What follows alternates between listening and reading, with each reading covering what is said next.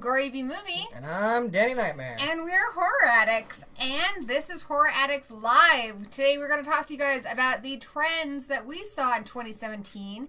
Also, what our predictions are for 2018 based on the movies that we see that are on the schedule for right now, as well as just what our predictions are and what's happening with the genre.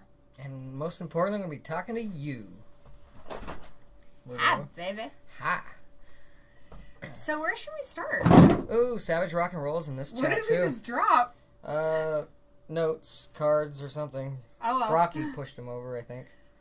First, hello to Zachary Haith, who's been a long-time follower of the channel. Good to see you. And Ariel. One of our horror family, PMR Bones. Mr. Shadow, who I always love to see. Dino from the Late Late Horror Show. Somebody new, the Ghoul World Order. And Isabel Lil, I can never pronounce her last name, but also somebody we've seen before, and it's always wonderful to see you here in the chat. Yeah. We just got done watching a movie with Savage Rock and Roll, so that was fun. Yes, right before this we did a Patreon live movie commentary of Bloody New Year. It was bloody awful. So we are a little tipsy. I'll be honest. We did a lot of shots and drank some of the beers. So, yeah. We made a fun drinking game out of it. Also great to meet you here. Horror comics fan, and I do love the horror ghoul. Great to see you. And our boy Zach from Cavern of Terror. Hell yeah. And anybody else we might have missed, but we'll see them as they keep commenting. Wonderful, and even if you're not in the chat, you know, if you're shy, thank you so much for checking out the channel. Love to see you in the gory hole, the chat here. We are just awesome, just really excited to see you guys. Yes, even if you hide in the shadows. Hey, it's my girl, Andrea. Yeah, it's not too late to say Happy New Year. Andrea is awesome. She is the editor of the Rue Morgue magazine from Canada. She's also one of the co-hosts of Faculty of Horror, which is, I gotta say, my favorite podcast. I love that show. Indeed. Good stuff. So where should we start? What is one of the biggest trends of 2017 that you noticed? Well, 2016 had Home Invasion. Yeah, 2016, I mean, to go back another year, 2016 was a big home invasion year.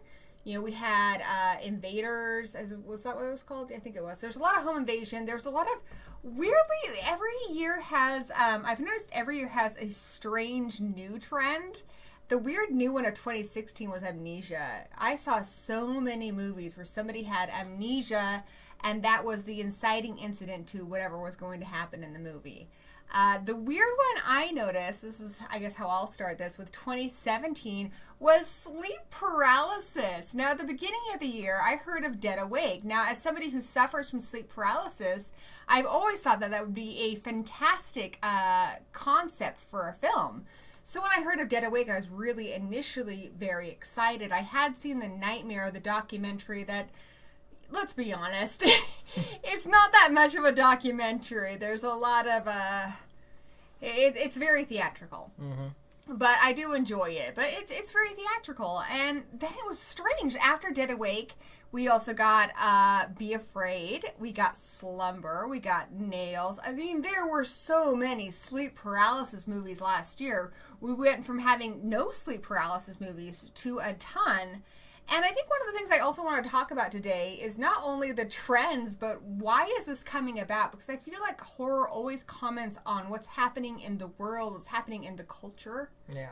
So what is it about sleep paralysis that you think is making such a big splash in horror right now?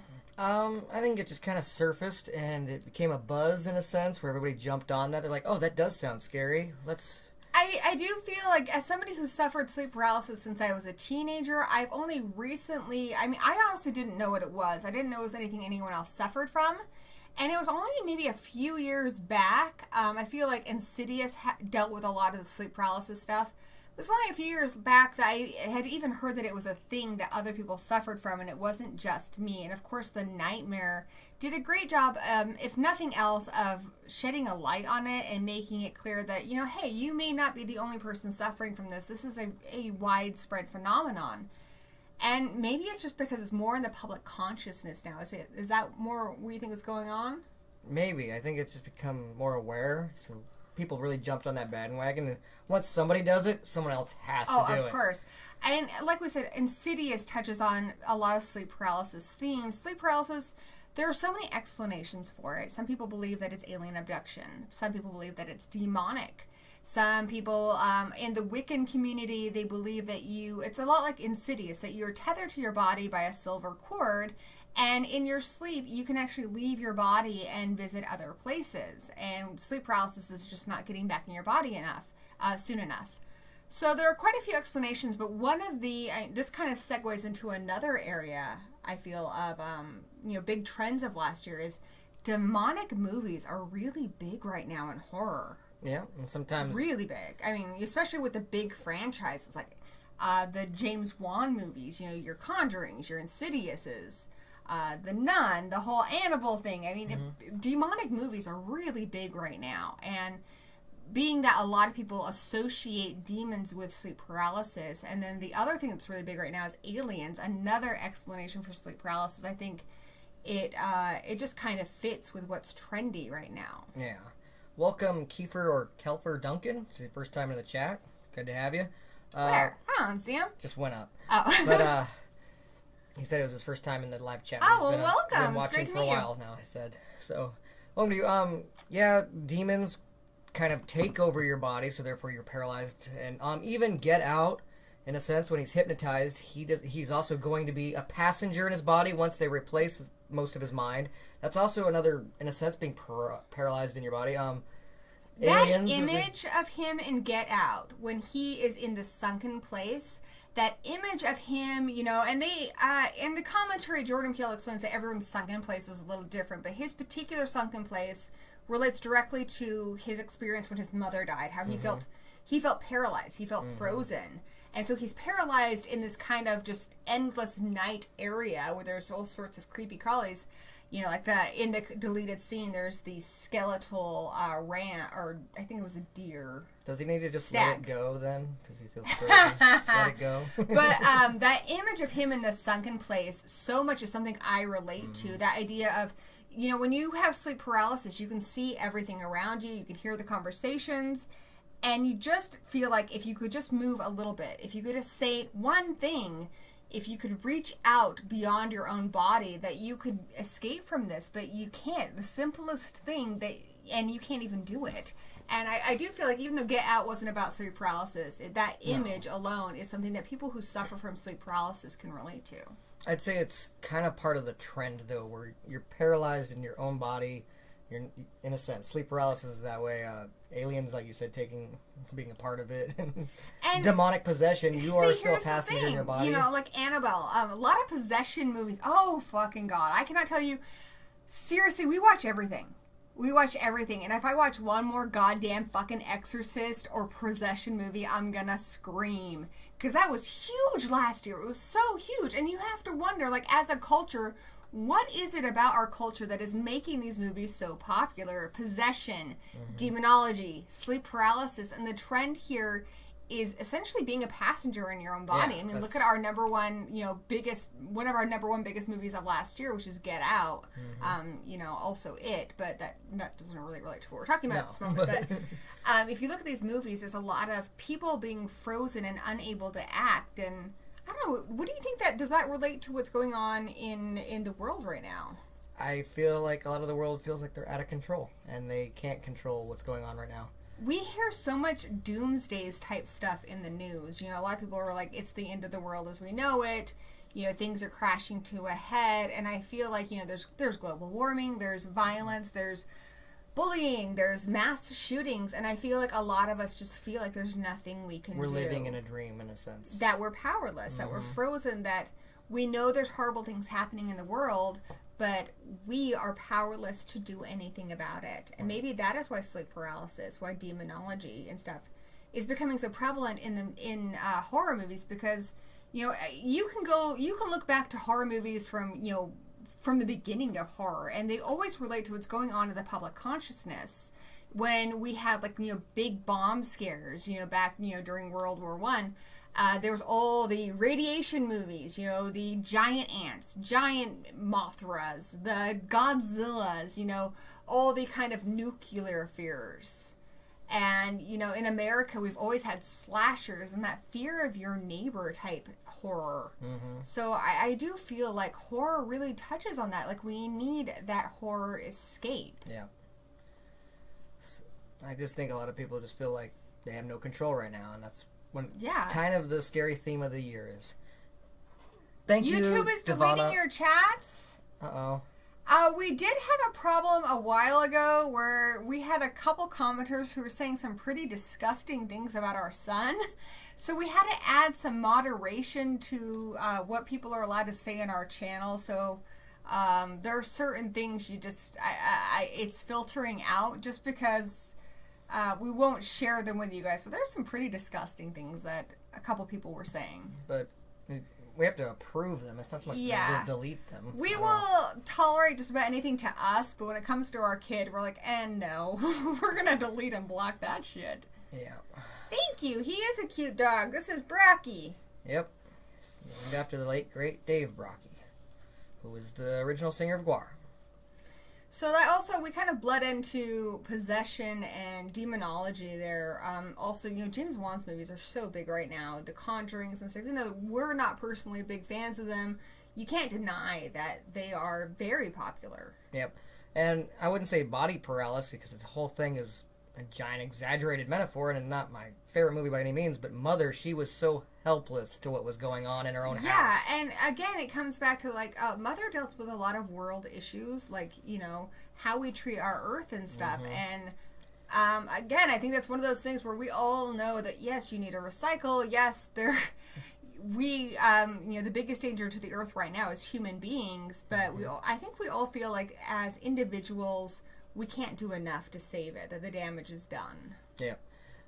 Going to music and off of movies for a second, though, but we mentioned Gwar. They have a new album called Blood of the Gods, and one of their songs on there is called Swarm, and it's not about locusts or any other type of swarm like that. It is about the overpopulation of humans just swarming the earth. Basically the same story as Mother told, but within a 3-minute song that was more enjoyable.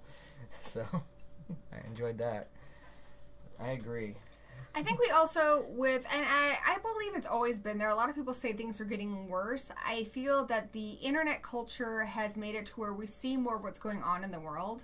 I don't think things are getting worse necessarily, but we do immediately hear if there's a shooting in the world, if there's something horrible that somebody's done to another person, we hear about it almost right away. You know, it's going to trend on Twitter, we're going to hear about it on the news, we're going to hear about it on various YouTube newscasts, you know, in your newspaper. And I feel like a lot of the darkness of human beings, you know, the depravity that some people are capable of is so much more quickly brought to light. Yes. And it's been a trend not just last year, but like for a few years now, but social networks is still a trend. It's still in a lot of movies. Yeah, actually, that's a really good, another point. We are getting so many more social media horror. And I think it's because it's kind of a new thing. I mean, hell, 10 years ago, YouTube was around, but it wasn't big. Not like it is now. 10 years ago, everyone was using MySpace still, not Facebook. Yeah. And thank you, Ghost World Order. This is actually our office. Ghoul World Order. Ghoul World Order. But yeah, social media is becoming a big thing, and because it's so new and it's so popular and it's capable, you know, of doing a lot of good, it's capable of doing a lot of damage. We're seeing a lot of social media horror. We had Unfriended. This past year we had FriendQuest, which I thought was pretty good. Yeah. A lot of people didn't like it, but I thought it was good just because I've had that situation before where you become friends with somebody online and then you realize that they've commented on every single photo you have. Going from that trend to another, we've had some kind of cable guy-like experiences in movies this last year. We've had Creep 2, we had, what was that other one where the Ghostbuster guy? But even that dealt with, like, you know, the Craigslist and stuff, too. Craigslist. And I do think, like Kelly said, this stuff might become very dated in time because, you know, social media is always evolving, it's always being replaced by the next big thing. We also had Bedeviled, which was, like, oh, yeah, where it was kind of like Freddy Krueger on your phone, but not as good. Yeah, it was an app, like like your Alexa type thing. I did kind of like it, but as a guilty pleasure, it was garbage, but I fun liked garbage. the stupid teddy bear part. That part was that's the stuff. There was hardly any gore. Most of the stuff was like, as soon as he was gonna kill him, cut to the next scene. But it was so silly that I did enjoy it. It wasn't good though. We haven't had a lot of really good social media horror yet. So I agree with Sandra though that Black Mirror is just really killing it with not just social media but technology. Yeah, which usually involves a lot of social media, but not even always. Sometimes it's something different. But something I think is creepy that exists in the world right now is there is the ability, based on somebody's social media posts, that you can actually create an AI of them that will tweet to you. So like your husband can die, and there is the ability to have an AI that will tweet to you or talk to you based on everything they've posted. And they did a really kind of creepy episode of that where they expanded it to where this woman had sort of like an android. Yeah, he knew all of his social media. That's how he would know how to reply back on just past emails and tweets and stuff. Yeah, that was on season 2. It makes you also wonder, like, how much of yourself are you putting on these social media? You know, like, personally, I think if you took my tweets and stuff, you're getting a very small scope of my personality. Because I'm very private. I have a aspect of my personality that I share online, but I don't even really share my name much. I'm very private about my life. Online me isn't exactly me offline, too. It's the eccentric or outgoing part of my personality. So I feel like if you were to make an android or an AI based on what I tweet and I post on Facebook, anybody who knows me in my day-to-day life, like my son or my husband, would be like, well, that's not her. Yeah. But there are some people where I think you really could, because some people do. They share everything from what they're eating to what they're doing with their day. But they don't pretty much do anything without posting it. Some people are like that, and I'm not judging. That's how some people are. Yes, Ariel, I do think that Peele is a genius, and I think the lead did a great job on Black Mirror as well, because he was on Black Mirror. From Get Out, the lead guy, I can't think of his name right this second, but he was on Black Mirror, the episode 2, episode 2 of season 1, and I kind of want to see him in something a little more funny, just kind of his little range. I would like to see him in something where he actually talks more. Yeah, he's very quiet. But that's why he's quite talented, because he is able to do so much without saying a word. His eyes and body language tell you a whole story in its own. So, but I want to see him in something a little less bleak, just to see what his range is. What do we got here? They're talking about Supernatural. I love Supernatural. I'm about 2 seasons behind. I think you're 1 season behind, maybe? Yeah, and I really want to see Wayward Sisters. That's it. Daniel, I can't pronounce his last name, but you got it, OCD Horror. So do we want to say anything else about the demonology type movies? Because there's a lot. I mean, a fucking lot. Yeah, it's insane how many possession, exorcist. I mean, they range from great to absolutely fucking horrible, but it's a huge thing right now. Yeah.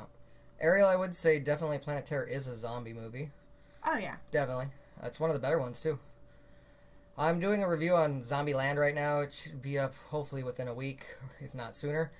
And I would say the zombie swarm is the zombie plague. It is real, but it's in the form of films. There are so many zombie films out there. However, there's a good one for every, 10 or 20 bad ones. It's like Waldo. Finding Waldo, you can find good zombie films in there. There's just a wave of bad ones. Something else I'm noticing with horror, I occasionally, from people who are not fans of the genre, do get a fair amount of flack from people who are like, well, gosh, horror is it's a lowbrow entertainment. It's not intelligent. It's not creative. All horror movies are the same, which I always counter. I mean, personally, I feel like there's more creativity within the horror genre than there is in any other genre. I feel like romantic comedies, if anything else, do the same thing every time more often than horror. So do action movies. But that's just my opinion.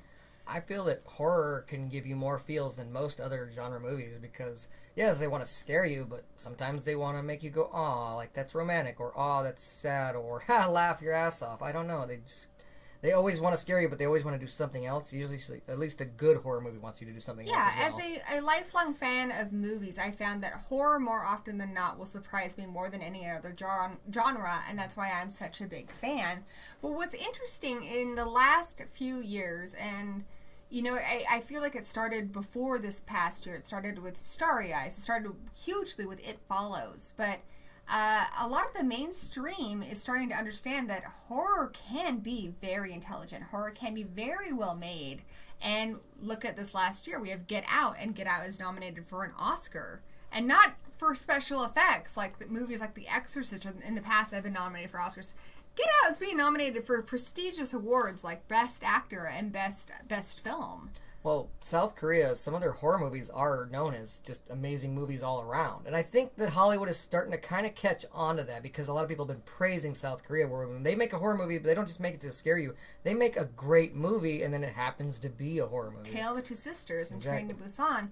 And I feel like we made leaps and bounds with, It Follows and certainly Get Out in horror movies becoming more highbrow. And I think there's a lot of horror movies that are doing this very well, that are crafting these very intelligent, very well-made horror movies that appeal to the mainstream. There are also a lot that I feel that are trying to do that but are missing the mark. Yeah.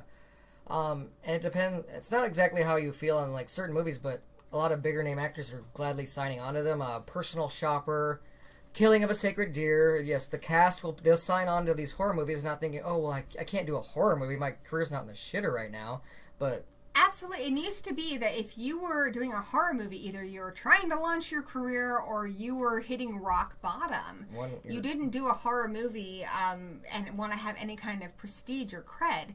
But now a lot of A-listers are being drawn to horror because they realize that it has value. It has cred. Yeah. Like you said, it used to be on one side of the hill, either going up or going down. But now you can be on the top and still want to do a horror movie, and it's not that bad. To peek a little at our 2018 predictions, I think that's something that we're going to continue to see. I mean, Helen motherfucking Mirren is in a horror movie this year. And I'm not talking like a thriller. Like, we're not talking Elle here from last year, which, was nominated for an Oscar as well. This is an A24 type thing. This is there's ghosts in a haunted house type thing. I mean, that is straight up freaking gothic horror. And they got Helen Mirren. Yep, so that's impressive. We're going to see some of that. Unfortunately, the Dark Universe is missing the point. They are making a big budget movies, but they're not realizing that they need to be less action and more horror if you're going to do The Mummy and Frankenstein and all that stuff. I think making a quality film is not necessarily about budget. A lot of quality films were made on next to nothing. True. Look at Halloween. Look at Night of the Living Dead. They were made on pennies by today's standards. Whereas, today, even I think The Mummy probably cost more than Get Out. Get Out didn't cost all that much to put together. But, throwing a shit ton of money at something isn't going to make it good. It isn't even going to make it successful. I think most people agree that The Mummy hugely missed the mark. And if the Dark Universe is going to float, they're going to really need to step up their game. Not with money, but with story and character development. And what's really disappointing about that is they're rebooting characters that we all love. We're horror fans. We love The Mummy. We love Frankenstein's monster. We love Wolfman. They really don't have to do much here. The material's already fucking written. Well, don't fuck it up. That's the thing. Once I heard any details about The Mummy, I thought it was going to be shit. And it was. But I was hoping to be wrong. I really wanted The Mummy to be good. I want there to be a good, successful Dark Universe. That would be great. I love The Mummy and Frankenstein, Wolfman, Dracula. That would be amazing if Universal Studios could, make a good... bring those characters back to life for the next generation. Unfortunately, instead of doing that, they're just trying to steal the Marvel universe and copy and paste their own. And that's not how you do it. It's not gonna work. Sometimes I'm opposed to a remake. I will admit, when I first heard the It remake, I was wrong. I was like, don't do it. If it ain't broke, don't fix it. And I was wrong. It was amazing. Right now they're talking about Pet Sematary. I don't want them to do it, but I could be wrong again. But I am never going to say that about our classic monsters because, yes, we had them in the 30s and the 40s with the Universal Monsters, and then Hammer was like, you know what? What if we did that, but with Violent, blood and scare, titties? Yeah. Make it blood and And titties. yeah, so in the 60s, we got blood and titties in our Universal monster movies, our classic monster movies. And we've had various, Frankenstein movies, Wolfman type movies since then. We had the Benicio del Toro movie. But I would love a whole relaunch of that universe because Universal did that universe way before the current Dark Universe. Hammer did that universe beforehand. I would love to see that completely relaunched, but done well. Don't do it because you want to make that Marvel money. No. Do it because you love these characters and you want to tell a story. They need to get horror fans to relaunch this. People who grew up with these characters, people who have an investment in it. It might have failed when it first came out. It has more of a following now, but I might have been the only person that really loved it at the time. I know there was a small few. Monster Squad, you could tell that when they made that movie, they really cared about those characters, and they wanted to, kind of revamp them and put them together, and maybe kind of have a little Goonies crossover in a sense, but I liked it, and I want to see more Universal Monsters in that type of fashion. So yeah, I would like somebody else to kind of take the helm on that and go forward with it, but it needs to be different people than the people who initially tried to do that, because that was a terrible idea. Yeah, and it's their second one in a row. That is still, a lot of people are saying it's over, but no, Bride of Frankenstein and Invisible Man are still on the schedule. They still have cast planned for that. They want to get Angelina Jolie for Bride of Frankenstein and Johnny Depp for Invisible Man. So currently, that's still a go. Tom Cruise is still on the payroll for when they're going to bring him back as the Mummy, and what's his name will be... Oh, what's his name? For... Gladiator. Yeah, Gladiator. Beating people up around the world. Yeah, he's still on schedule to be in those movies. They're still doing it. And I have some good news for you guys. I do have a cousin who he calls himself a Hollywood douchebag because he does work on quite a number of big pictures. He wrote the Leatherface movie we got last year. He worked on some other movies like London Has Fallen that he'll never admit to, and thankfully he says he's not credited. Night of the Living Dead. But he was hired to do the Monster Squad reboot, and he said it was freaking awful, and he backed out of it, but luckily... Thankfully, that one has currently died, so we're not going to see a Monster Squad reboot, which I'm glad, because I don't think we need one. I don't think, if it ain't broke, don't fix it. I would like to see more movies that are like Monster Squad, but not Monster Squad. I wanted to see more Universal monsters used in that type of way, but I don't want Monster Squad again. I already have that, and it's great. I'm actually really looking forward to Ready Player One because it's a universe in a movie. Get your Freddy, your Chucky, as well as every video game thing Sci-fi, you can think of. You have the DeLorean and the Millennium Falcon. Everything's going to be in that movie. Godzilla. Catching up with the chat a bit. Hi, Brian. We love Brian. Yes, if you are not subscribed to Brian Barnes, please go do so. He's amazing. He's your old school horror host. And he's criminally undersubbed. He's one of our favorite channels. Have we seen Shape of the Water yet? I really, really want to. Financially, things have been really rough for us, so we have not been able to go to the movies. Maybe next weekend we can schedule it in, maybe. We'll try. If anyone wants to send us a super chat. No. But hopefully we will see that very soon, because we've been looking forward to that. Another thing, here's something I predicted a while ago, and I've been completely wrong about. Yeah, Ghoul World Order. Something I thought, I've been sick of zombie movies for a while now. I have been really zombied the fuck out. And yet, every year, there's usually one movie that will surprise me. I know in 2016, I thought it looked terrible, and it ended up being one of my favorite films of the year was Scout's Guide to the Zombie Apocalypse. This last year, we did have a couple good ones, but yeah, I'm amazed that they keep pumping at the fucking zombie movies, and the only reason I can think of as to why is that they're so cheap to make. They're so easy to do. I mean, even this year we have maybe... I keep a pretty thorough list of every horror movie that comes out over on Letterboxd if you guys want to check me out on there. This year we already have a zombie movie. We have the Day of the Dead remake. And it was garbage. It is garbage. My cousin actually worked on that too. He admits that it was changed completely from what he started it as, and he says don't go see it. It's garbage. It's garbage. It's awful. You might be credited as a writer, but it doesn't mean that what you wrote is really going to be what they make. And absolutely, Brian, last year, Train to Busan, again, I was like, God, I am zombied the fuck out. And I watched Train to Busan, and I literally, and I don't do this, but I literally got up and cheered during Train to Busan. I was just loving it. I remember going upstairs, I think you were sleeping because you had to work that day, and I was like, Train to Busan, Train to Busan. But I saw it very shortly after, and yes, I cheered it as well. It was great. And yeah, you're right. Zachary Haight this last year. I loved It Stains the Sands Red. Okay, so we, one thing we're not getting a lot of, we're not getting a lot of vampire movies. I feel like after the whole Twilight thing took over, people are sick to death of vampire movies. I can only think of two vampire movies I saw last year. That was Vampire Cleanup Department, and that was Aaron's Blood. Yeah. We're not getting a lot of werewolf movies. The only one I can remember seeing last year was Lycan. But I will say my favorite zombie of last year was Smalls from It Stains the Sands Red, and my favorite vampire by far of last year was Summer from Vampire Cleanup Department. Yep, that was a very cute movie. I enjoyed it. And how do you feel about that? Are you happy we're not getting a lot of vampires and werewolves? And zombies, there was some, but there was less. A little less. Still, I'd say we got at least maybe 20 though. Zombie movies. Too many, which is still too fucking many. Way too many. Considering that hardly any of them were good except for It Stains the Sands Red. Yeah, The Girl with All the Gifts isn't bad. Girl with All the Gifts was very good. It's very unique. Unfortunately, as you were telling me about the book, I haven't read the book, but it sounds like the book has a way better ending. The book does have a better ending. But it was still a good movie. Yeah, zombies, there's so much.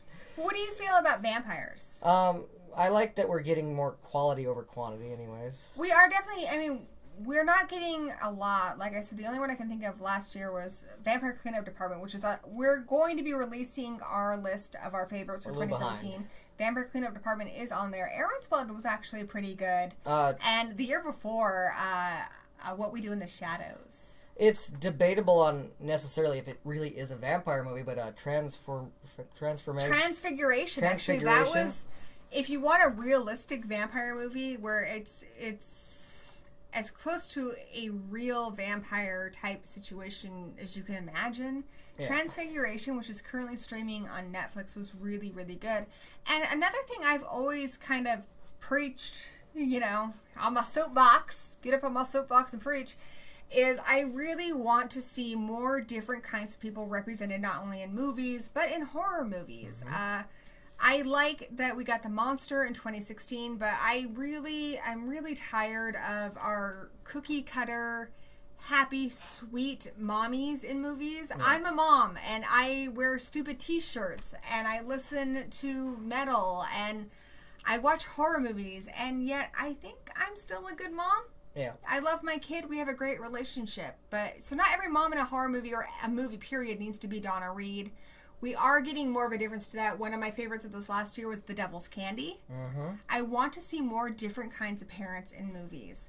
I also feel like, this is one I can speak from because I represent that demographic. But I do know of other big demographics of horror fans that are criminally underrepresented in horror movies. In the past, when we've seen black people in horror movies, they even make jokes about it. You know, they're the ones that die first, or they are the, token black person where everything they talk about is related to them being black. Mm-hmm. And this last year we got Get Out, which is obviously phenomenal. We also got The Transfiguration, and where... It has nothing really to do. I mean, other than his living place was kind of in that stereotypical sense, but other than that, it was not...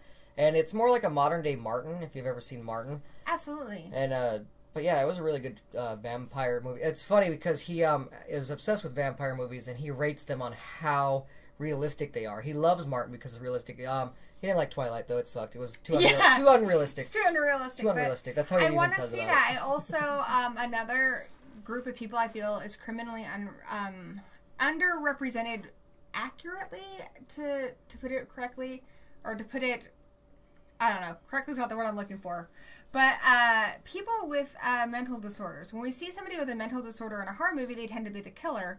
When most people I know have some kind of mental disorder, whether it be you are manic depressive, you have depression, you have PTSD, and these people function and are perfectly nice people. And I like the guy in Transfiguration. He seems almost like he's on the autism spectrum. He is a villain, but the kid in Killing of a Sacred Deer also seems like a functional, maybe on the autism spectrum type person. I felt like everybody in Killing of a Sacred Deer had some sort of mental problem, but that might have been just me. They had some emotional issues.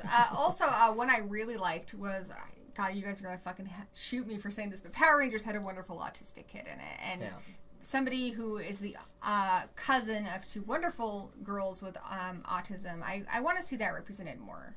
No, we have not yet reviewed any of the Howling movies, though I do like the first Howling, and it'd be interesting to finally kind of get through those series. We have been meaning to, so. Another one that represents me personally that I want to see is witches in horror movies where they're not the fucking villain. I'm always joking, like using the CinemaSins thing where I'm like, that's racist, but there are plenty of people in the world who are Satanists or who are pagans or who are witches or who are Asatru or what have you, that are very nice people, and yet whenever we see a witch or a Satanist in a horror movie, they are the villain. I just like to see a Wiccan person not even be a big deal that they're Wiccan. They're just in a movie, and yeah, they're treated and I like think normal in a that's sense. true progression. Like when, I think a lot of when we started first seeing homosexual people represented in television, there was the very big deal of the kiss on Roseanne. There was the very big deal of the puppy episode, as it's called, on Ellen. But I think we really progressed when you started seeing that in groups of friends and various television shows like Buffy and such, there would be the friend who happened to be gay, and yet the whole show wasn't centered around that. Yeah. And that's progression. It's showing that these are normal people who live normal lives just like you. Mm-hmm. And I think when we see that with other things, like, we saw that with, people who are black in Transfiguration, it's like, that's progression, because it's like showing that you don't need to have the whole movie be about that they're just people just like you that you can relate to. They're horror fans, just like you. I want to see that with witches. I want to see more movies where there's maybe a witch, a pagan, a Satanist in a group of friends in a horror movie, and yet the movie isn't about that. It's just so happens that's what the character is. Yeah, they're just regular people, just like you. They just have a different belief system than you. Yeah, or they don't have to over-focus on it, but it's there. We get that a little bit in television. I mean, Willow and Buffy, obviously not every single episode dealt with her being a witch.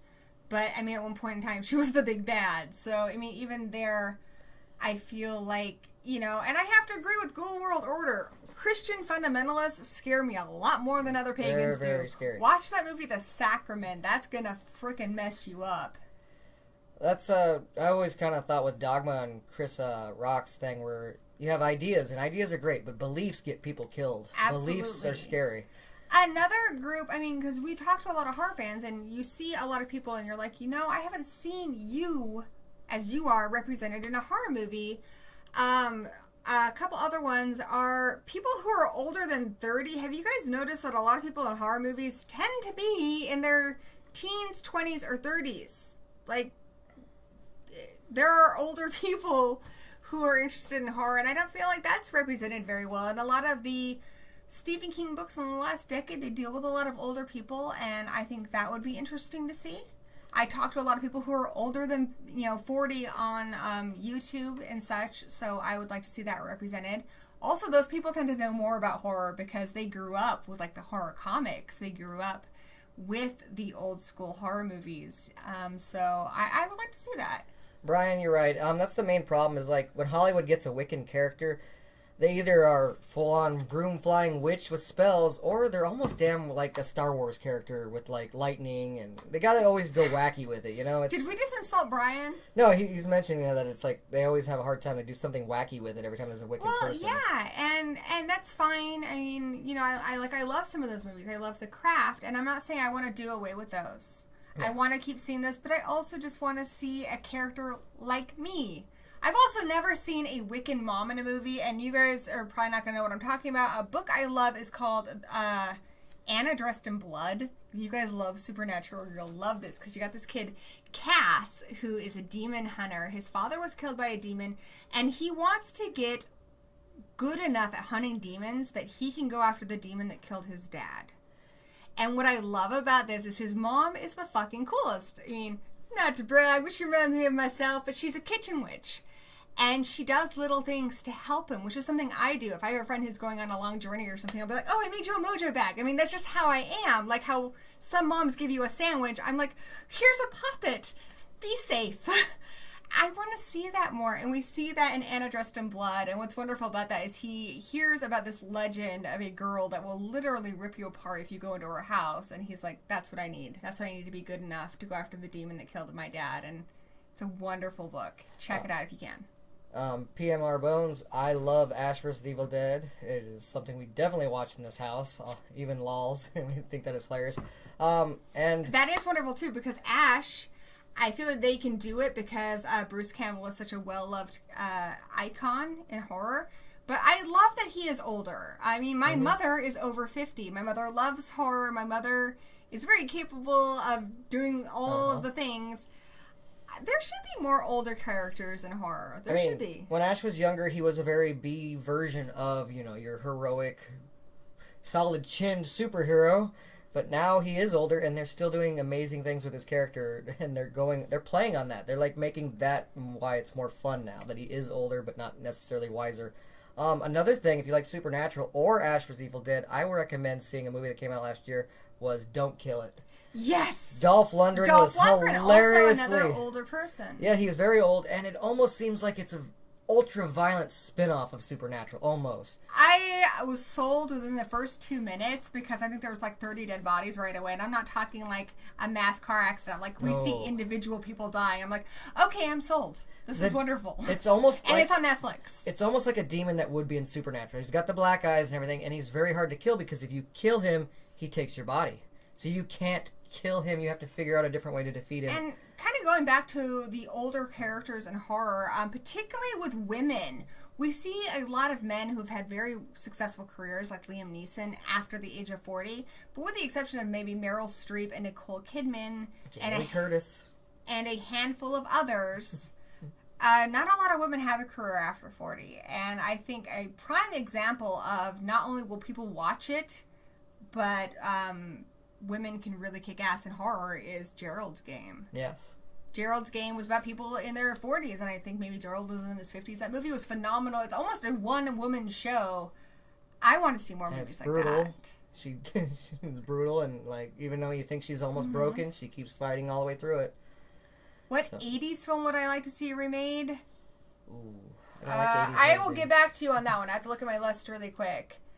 Also talking about more horror fans, because like I said, we talk to a lot of horror fans, so we're not just talking out of our ass here. It's like we talk to a lot of people, and we're like, like it's wonderful that so many kids are represented in horror movies. That's fucking great. But what about all the rest of us? Another one, there is a huge gay population that loves horror movies, and yet, with the exception of the token gay friend, we don't really... I have a lot of gay friends. A lot of my gay friends aren't like what I've seen in horror movies. They love horror movies and stuff too, and I'm just not seeing it. I'm not seeing it as I see it in my real life. Yeah.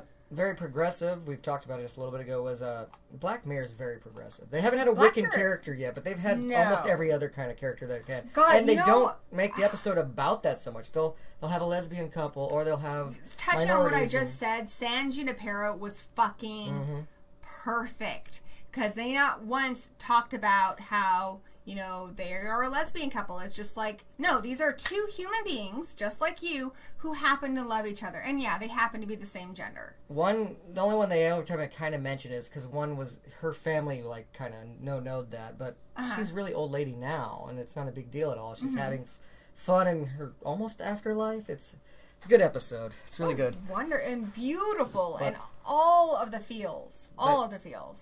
And one thing that always comes to mind when I hear of movies and I hear of a lot of the problems with this misrepresentation, Monster House. Oh yeah, there was.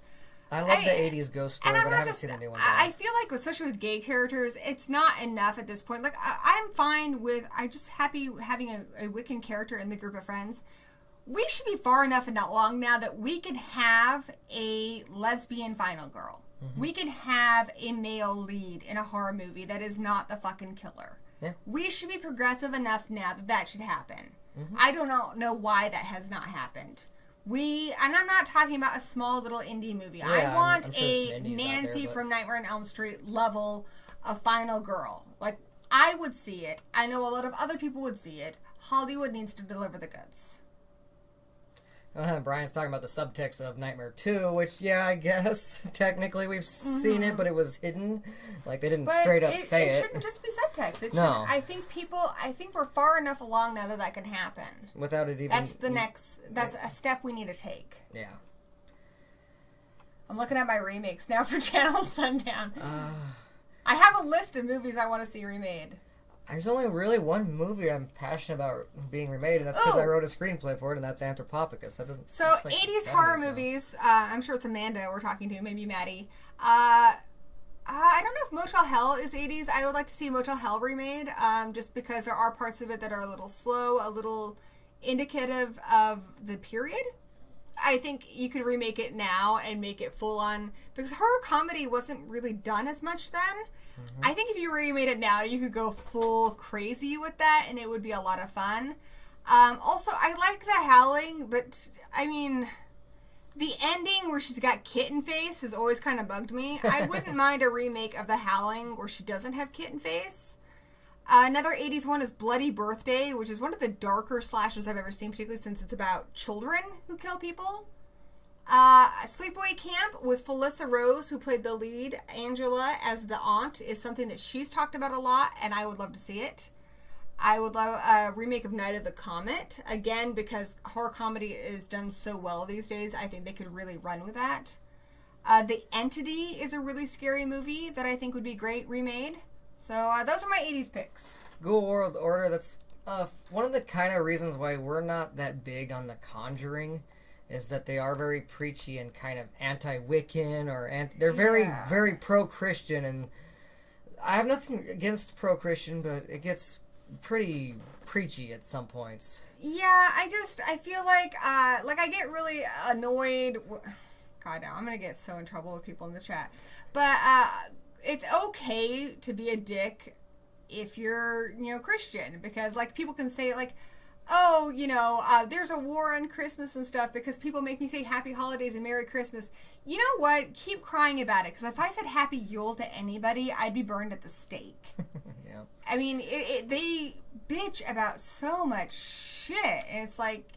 Fake news, yo. Yeah, your freaking white Christian privilege is showing. It's annoying. Anybody tells me Happy Holidays or Merry Christmas, Happy Hanukkah, I've heard a few things. I just thank you.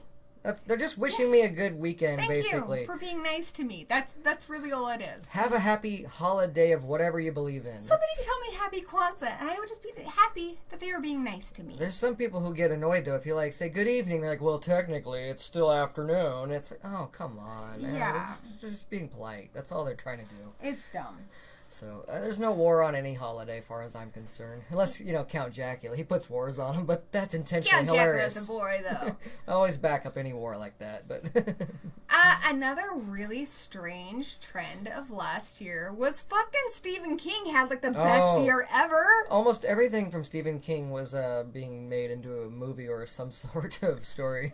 He had a huge fucking year. I mean, let's see, what was The Cell last year, or was it the year before? That was the year before. But still. We had Gerald's Game, we had It. The Dark Tower, which I didn't care for that, but it still came out. 1922. There was a lot of Stephen King. At least 4, if not more.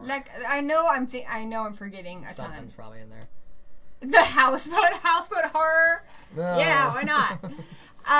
But Stephen King had a big year, and what I find very surprising is that looking at 2018 with such the huge year, and it's not just that he had a huge year, it broke massive records. It is currently, I believe, the biggest R-rated. biggest selling horror movie as far as box office goes right now of all time. I think it's the most grossing. You would think movie. they'd be like, yeah, let's get that Stephen King money. Now, I know there's a lot of Stephen King movies in the works. Rose Madder movie has been in the works for a little while now, but we have no date on it, no cast. It just got mentioned in one of the online publications that Doctor Sleep, which is the sequel to The Shining, is getting a movie, and it will be directed by Mike Flanagan, who also did Gerald's Game. And he's also the director of one of my favorite films, Absentia. It's not going to be the Kubrick movie. They're not going to do a sequel to the Kubrick movie. They're doing a sequel to the book, so it's going to... Yeah. You can't watch those back-to-back. Maybe you can watch the TV movie back-to-back with it. I don't know. Doctor Sleep is... way in the future, though. Not at all. If you're not familiar with Doctor Sleep... Yeah, like Zach said, they're also working on Mr. Mercedes. I think that might be a TV show, but I could be wrong. But Doctor Sleep is set a good 20 some odd, maybe 30 years after the events of The Shining. Dick Hallorann is still alive. So that's one of the big problems with it connecting to the Kubrick movie. Yeah. Because he is a part of that. But if you're not familiar with Doctor Sleep, I do recommend reading it. I do think it's a little long. That's my complaint with a lot of Stephen King books, but I still love him. He's my boy. I would read his grocery list. I just got done with Under the Dome, and now I need to go check out that series, because I know there's like a TV series of it, but I haven't seen that yet. But I enjoyed Under the Dome. It was long, but I enjoyed it. But Dr. Sleep is great. It's about Danny Torrance as an adult, also somebody who's recovering from addiction. Also somebody trying to kind of redeem themselves to be a better person, because he did hit rock bottom due to addiction to narcotics and to alcohol. But he still has the shine, and the shine does fade a bit with age, so it's not as strong as when he was a child. Yeah. But he picks up a message from somebody who's very strong with the shining, somebody who's even stronger with it than he was at his young age in the original Shining film. And she's being targeted by this caravan, this like Winnebago full of these vampires, and they suck life force out of people. They keep it in these canisters. And that only lasts so long. Somebody with the shining, that will feed them and sustain them for much longer than a normal person. Well, they get wind of this girl, and she's just bursting with shine. So they want her, and she reaches out to Danny, and Danny decides that to redeem himself, he's going to save this girl. It's a great book, and I'm really looking forward to it. And I think Mike Flanagan, he also did Before I Wake. He's done a lot of great movies. I think he has the chops to do it. And she's lucky that Danny actually is going to go through this, because usually he's not here right now, and that's the message I always get when I call him, but whatever. Yeah. No, I'm that looking was forward actually to something they had to do, because they didn't know how to make that work in a movie, but he actually does see... he sees Tony, and Tony is actually his adult self, which is explained in the book. It's even explained in the miniseries, but it wasn't really touched on in the Kubrick film. And yes, Brian, we know that you don't like that version. You're not getting kicked out of the community, don't worry. Which one?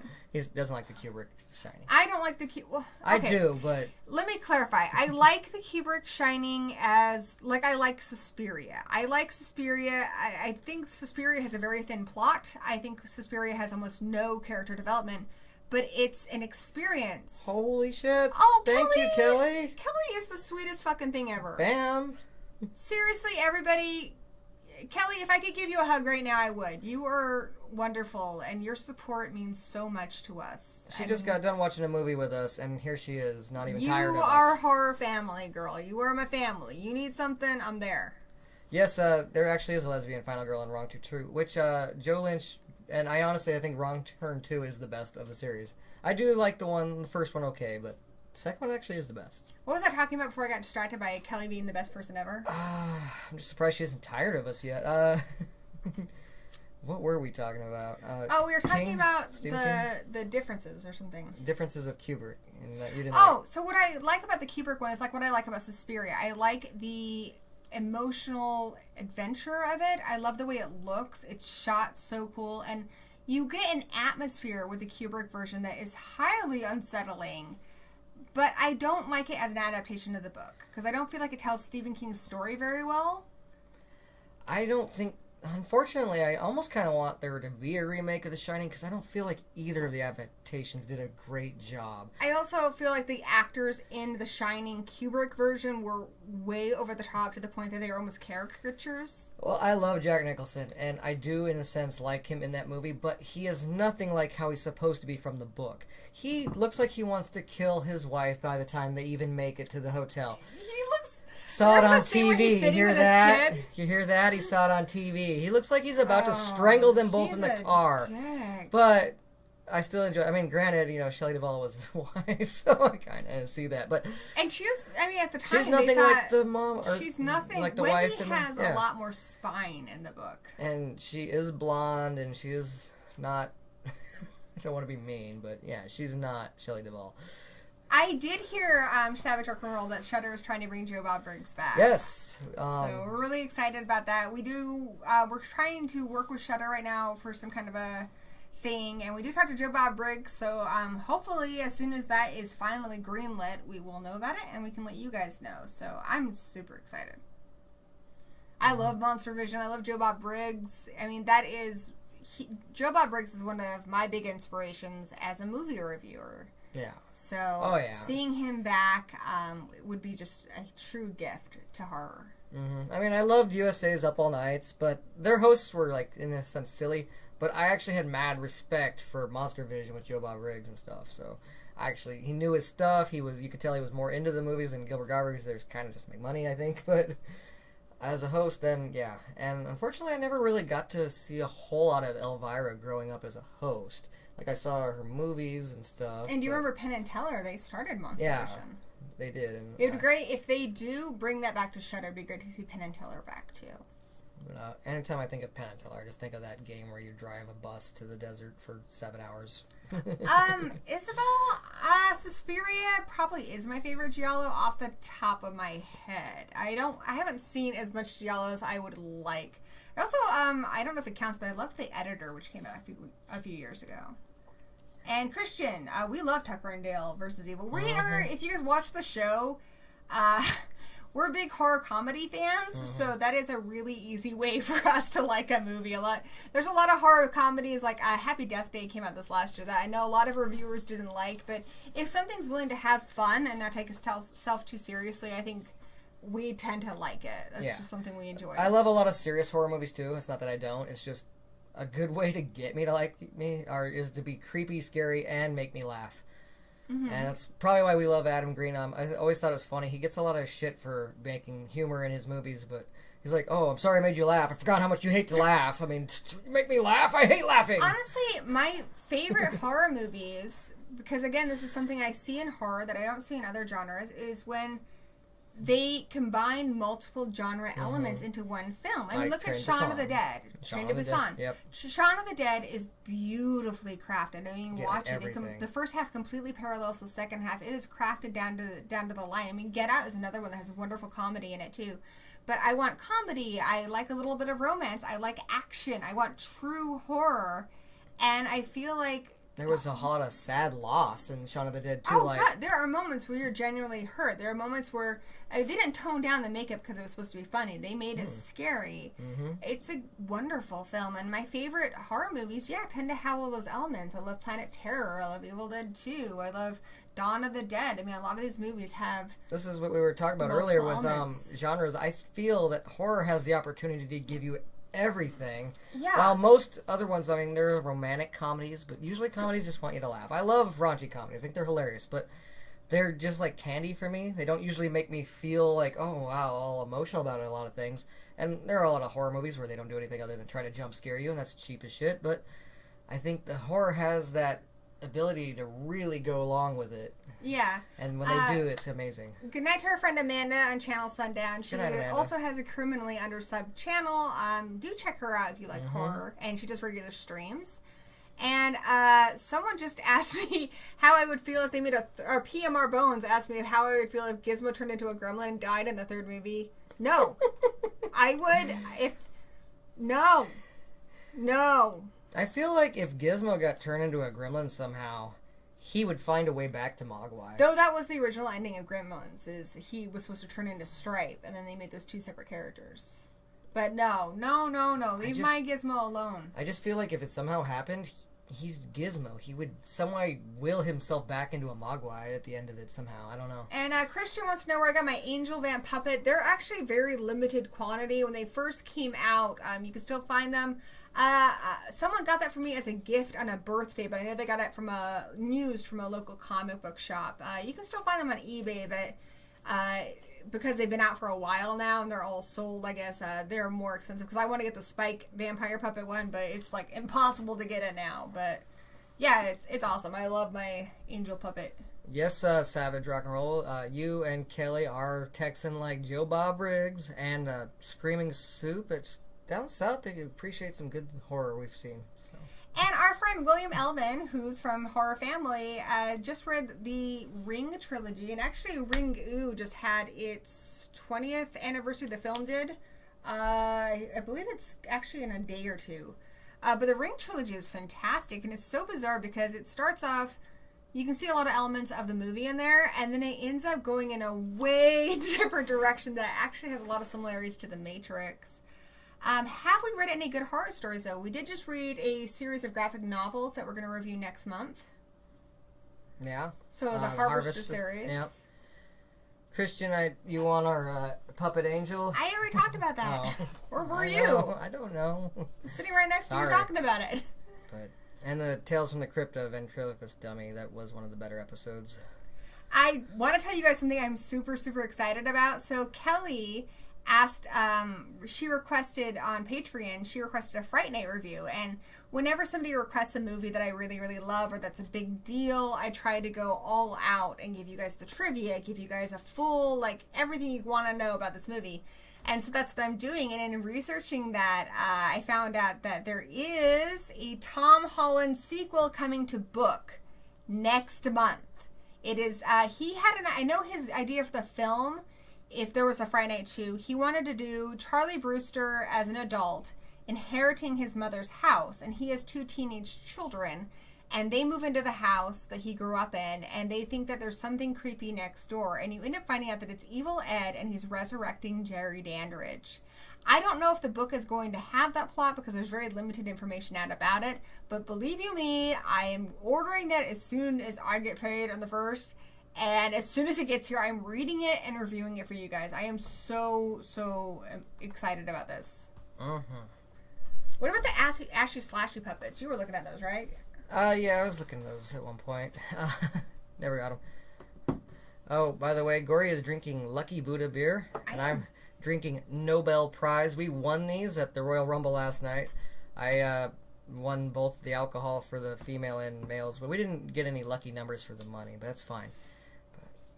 We're having a good time drinking. So back to trends of 2017. Another one that I am so surprised hasn't died off yet because unlike zombies, I don't think it's that cheap to do, but God knows people try to do it on a nothing budget, is sharks. Oh, sharks. Yeah, sharks is still a thing. And I think Sharknado has helped keeping that trend going because they proved that a low-budget, sci-fi, silly shark movie can get big. So now everybody's like, oh, well, we got to be the next Sharknado. Even, like, the people who, like, kind of But there's still good ones, too. There are some. Like, but 47 Meters Down was great. Or was it In the Deep when we first originally kind of saw it? And it's funny because we watched The Shallows was great the year before. We watched those back-to-back. We went from The Shallows to In the Deep, which got changed to 47 Meters Down. Was there a shark in 12 feet? Or what was that in deep? No, there wasn't. 12 feet deep was dumb. But your fun video of that is doing really well. I almost didn't review that, but people love that. You hate sharts? I hate when I sharts my pants, too. I hate it when I sharts, too. Wait, I've never done that because I'm a girl. Oh, yeah, sharks. Yeah, I don't know. We had a lot. We had one that was like Waterworld, Empire of the Sharks. God, there were so many fucking shark movies last year. And a lot of low-budget shark movies. But again, just when I think I'm done with it, a really good one comes out. You'd think that they'd be expensive to make, but some of them, like, you could tell, like, Shark Exorcist and stuff, like, that's the lowest of low budgets. I mean... Hey, do you see Maurice the Beast is here? Hey, look who's there. Steve McGinnis. Steve, I don't know if you were here like 2 seconds ago, but we just talked about your graphic novels you sent us that we read. Yes, they are awesome. Reviews coming out about that soon. Yeah, and speaking of sharks, the Meg is coming out this year, and that's one I know a lot of people are really excited about. Megs are kind of like prehistoric sharks. They're massive. They did exist. And they are real. And the movie that's coming out this year is going to have Jason Statham in it, which I don't know how I feel about that. There are Megalodon movies that suck, but the Megs seems like it might be that. This is one with a budget. It might be good. It might have good acting. I've heard good things about its script. I don't know, but it's got a cool premise. So it's like, no, let's try to make a legitimate Meg movie. This is not going to be a shitty, straight to VOD movie. This isn't going to be a sci-fi movie or an asylum movie. This is going to be a legitimate, we're going to put this in the big screen and it's going to look awesome. So I really hope they deliver because I would love to see that. I will probably give it a fair shot, but there's going to be a good chance at one point during the movie I'll be like, shut up, Meg. Yeah. Yeah, we also have Deep Blue Sea, too. I mean, shark movies are not ending anytime soon. We're going to keep seeing shark movies. We're going to keep seeing zombie movies. As tired as any of us may be of those trends, that's going to keep going on. I see that going on well into 2017 because they're cheap and people keep fucking watching them. I mean, a lot of YouTubers who review movies even do Shark Week. Our buddies at Bloodbath and Beyond. So they know people are going to keep watching them, and as long as people keep watching them, they're going to keep making them. I think it's more of a written review, but Screaming Soup usually has a Shark Week too. Yeah, and even like Cinemassacre. And I have to agree, sometimes I just want to watch shit. And yeah, a shark movie is sometimes good shit. I will turn on my Roku or Netflix and I'll see something like avalanche sharks or sand sharks, and I'm like, yeah, I kind of want to see that. Sharkenshaw's Women's Prison. Yeah. Sometimes that's my kind of shit. I don't see him in the chat, but Doc the Metal Freak had that review up on his channel not too long ago. I couldn't even finish that movie, but Sharkenshaw's Women's Prison was actually too shitty even for me. But it's one of those ones where the sharks can go through the ground and stuff, so it's like, OCD Horror mentioned a Good Evil Spiders movie, and I've always said this, and Stephen King has said this for years too. He's always said he's terrified of spiders and he would love to write a book about spiders, but he's just never really thought of one that could but one that's just about spiders. Yeah. He's added spiders into lots of things, but never anything that's just about spiders. But we watched the trailer for Itsy Bitsy, which there's no date on that yet, but I believe it's supposed to come out this year. And it's really kind of a movie wrapped around that old, the Itsy Bitsy spider thing. And I swear to God, I screamed like a child. I was so horrified, and that's just the fucking trailer, so... did you see that? What Savage just said when we were talking about Horror Gal when we did our movie earlier for our patrons, that's got him to sub to her channel, so... Aw. Glad that happened. You will Horror Gal's wonderful. You will not be let down, Savage Rock and Roll. Horror Gal, she's got the subscribers, but she needs the watch time, because unfortunately YouTube rewards quantity over quality, which Sadly, really sucks. Honestly, we would not have made this last cut if it weren't for all of the fucking live streams we did last year. Gory saved us with Ghouls Night Out. Thanks, Good job. Babe, but it sucks, and a lot of these channels that put a lot of time into their videos, or anybody who's had to take a break for, personal reasons, they're getting hit hard, and it's, you work forever on a month to make a 4-minute video, like something like Homicidal Homemaker, and now they can't even monetize that when they put so much money into it. And Horror Gal, she's put so much money into her channel. She brings us wonderful, hauls and unboxings, and she's just such a great character. I always compare Horror Gal to Elvira. I mean, one, because she loves her, but just because she has that spunk. And she has a big heart for horror. Yeah, I like Elvira. Elvira is sexy, and she's really cool and charismatic, but she's also just fun, and she's not afraid to just have fun with things and enjoy herself, and that's how Horror Gal is. And so yeah, it upsets me so much that a lot of our friends are not able to monetize their videos anymore. I'd say goes for Brian Barnes too. He edits really well in his videos. He does a lot of effort into them. He doesn't deserve to have a single penny taken away from him. It's ridiculous, because Brian Barnes' show is better than our show by far. It's crazy. That guy, if you have a chance, go, Brian Barnes and Horror Gal, especially if you just subscribe to them, it's a good time to go ahead and marathon some episodes. And we don't just recommend stuff to you guys because they're our friends, or because we care about you guys too. We don't want you guys to waste your time watching shit. we recommend something to you, it's because we genuinely think you'll enjoy it. So check out our featured channels. I mean, everyone in there is phenomenal. Also, a friend of ours in the chat, P. Bones, also puts a lot of work making sketches and stuff, you know, to give you guys free entertainment. So check it out. These are all great things that I think you guys would really enjoy. Yep. And it is a very crucial time now to just get those hours in there, because they need a ridiculous amount of hours. That's just how YouTube is now, where if you don't have, 4,000 hours within how many days or something? 12 months or something? Last 12 months. Yeah, you gotta have, And that's I also, we're always looking for, I mean, there was a time when we had, I remember when we had, 300 subscribers, when we made our first 3 cents, after a year, and we're still not a big channel by any means, and so yeah, if you guys know any really great channels that maybe we've missed out on, I don't care if they have 4 subscribers. If they're a great channel, we'd love to watch it, because we love this community, we love horror, and we're always looking for, more great creators that we can be introduced to. Yeah. And I have a personal channel. It also got demonetized. I don't really care. It took 7 cents away from me, but I know that sucks. So these people really put a lot of time into their channel. Definitely check them out. That's just, like I said. So, talking more about trends of this next year, something else we're not going to see a shortage of is remakes and sequels. And that's nothing new. A lot of people have been saying for a while now, oh, remakes are so big right now. Remakes have been big since the beginning of horror. The very first talkie horror movie was Dracula, and there had already been 2 or 3 silent Dracula films before that, not to mention the numerous books. Yeah. So horror started on fucking adaptations and remakes. In a sense, yeah. Yeah. So that's nothing new. It's been from the beginning of horror, and it's something we're going to keep seeing. It's going to go this year, it's going to be next year, it's going to be the year after that.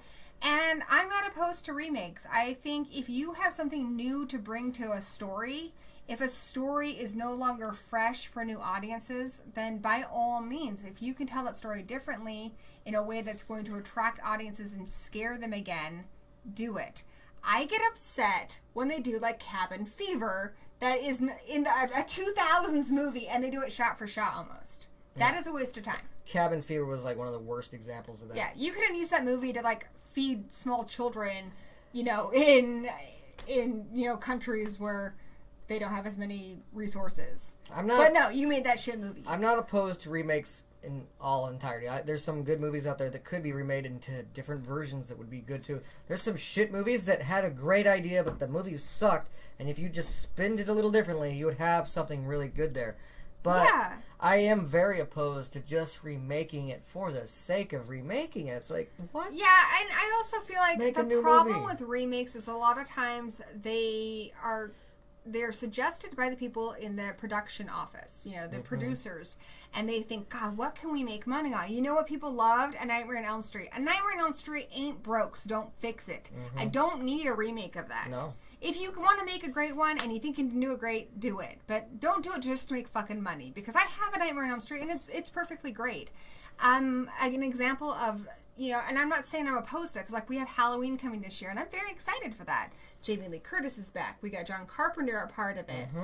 Nick Castle is coming back. I'm very excited. That sounds like a remake done right. I don't need it. I'm perfectly happy with my original, but I would love to add another Halloween movie to my collection, particularly if it's done well. And it sounds more like a passion project, not just a studio cash-in. And that's what excites me the most. Though I would like to see more remakes done of movies that had a great idea, but didn't quite execute trying to say, well. If you just spun it a little differently, you would have nailed it. But I don't know, movies that had the great twist but didn't fuck the landing up or something, Yeah, well, I was saying about Motel Hell. I don't know if it's aged that well. It's kind of cult classic-y, but I think you could remake that and actually make a really cool film that people would be excited about again.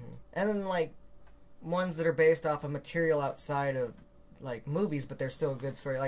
It's not horror, but it's a perfect example for me. Is the Hulk needed to be remade really quickly because that first Hulk movie fucked up so badly. But we all know that that's a character that should have a good movie and be told a story about. And I would like to see that for some horror examples as well. The other instance where I think a remake is great is, for instance, one of my first movies I remember is the original Fly. I love that movie. That movie breaks my heart every time I see it. That movie still scares me. That movie, it's just amazing. It's one of my favorite movies. And yet I am aware that if I showed it to somebody who's of a younger generation, I mean, my son loves it, but maybe somebody who's not a horror fan, They might not get it. they wouldn't necessarily have the same emotional response to it that I would. But I could probably show them the one from the 80s and they might get it. Right. And so sometimes, like, movies that are really old that I love, but I know maybe don't translate as well today, or maybe you're a little outdated. Too outdated for the modern crowd, I in a sometimes sense. want to see them remade because I want somebody of the newer generation to get the same emotional response that I had. I want somebody to essentially translate this wonderful story and keep it alive for new generations. And the biggest one that comes to mind when I think of that, or the two biggest ones, is Carnival of Souls, which is a terrifying movie, but it is very old. If done right, not like the shitty 90s one. Sorry, Wes Craven.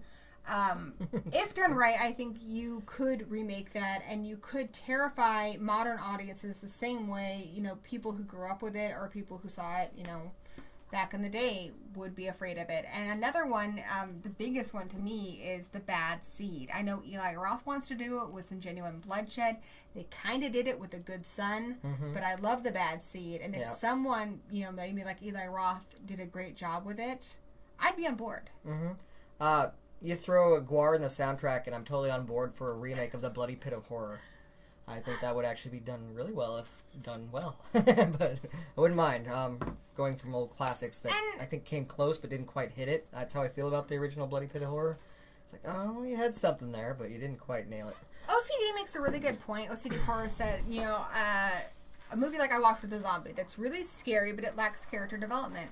Now, initially, I was really nervous about the Suspiria remake that we're getting this year. It's got the gal from 50 Shades of Grey in it. It's got Tilda Swinton, which is cred.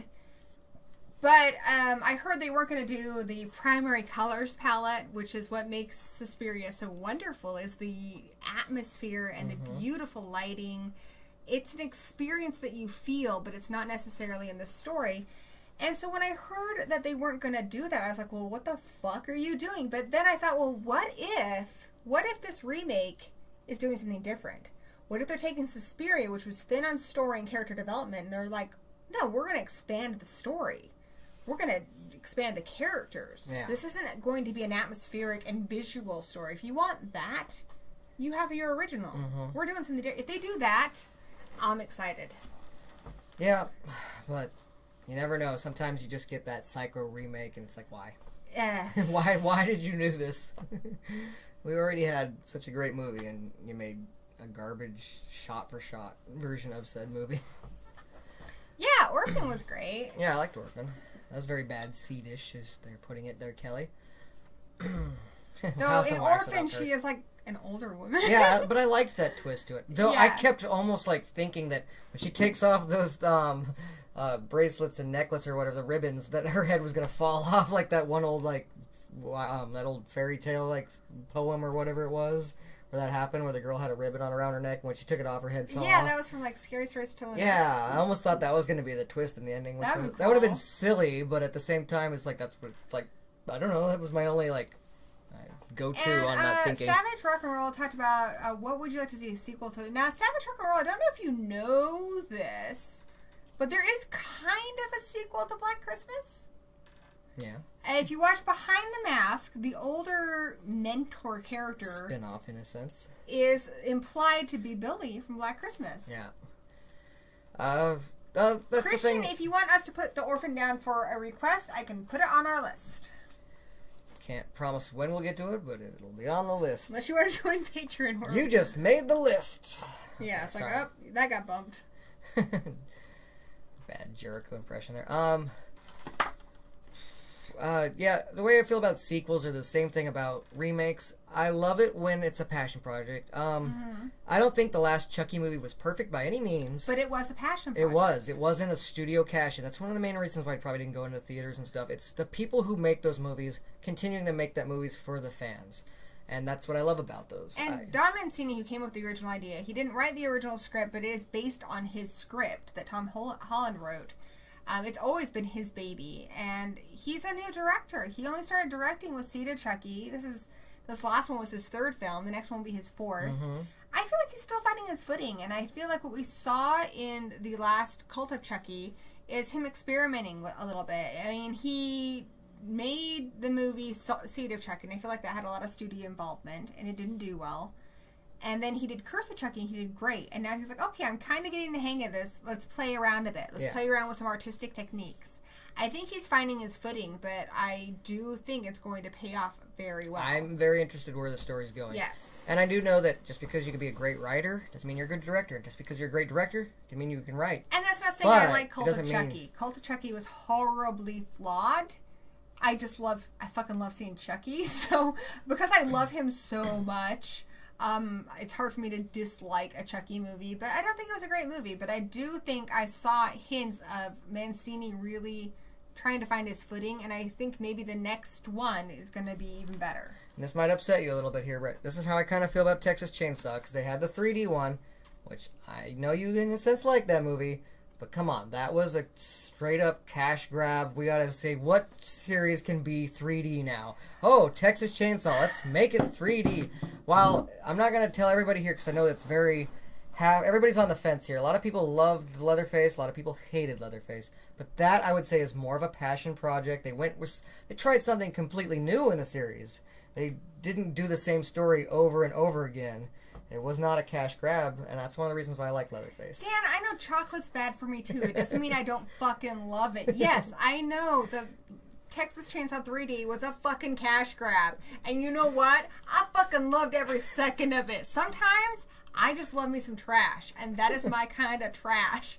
A lot of I get a lot of shit because I was a teenager in the 90s, so a lot of 90s horror movies, which 90s is considered to be not the strongest horror decade, but I love a lot of it. And yes, it's shit, but it's my kind of shit. I love The Dentist. I love The Dentist 2. I love Return of the Living Dead Part 3, and it's because these are movies that I discovered on my own, going to Blockbuster, going into that forbidden area of the video store, not the porn section, the horror section, as in both. and discovering movies on my own, new release movies. And there's a lot of them that I still think are actually really good, like Bad Moon and such. But yeah, there's a lot of shit, but it's shit I grew up with, and so it has a place in my heart. And yeah, there's even some modern shit where, for whatever reason, it tickles some part of me. With 3D, it was the idea of having your own Leatherface, which is just my biggest fantasy.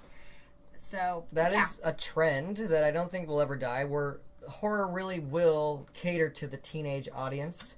That's why you'll always have your PG-13 horrors. You'll even have some R-rated horrors that are still towards that younger millennial or whatever the generation will be at the time audience. The 90s was very big on that. I like to call those like the teen slashers, the MTV generation and stuff. I liked a few of them too. It's not like they didn't.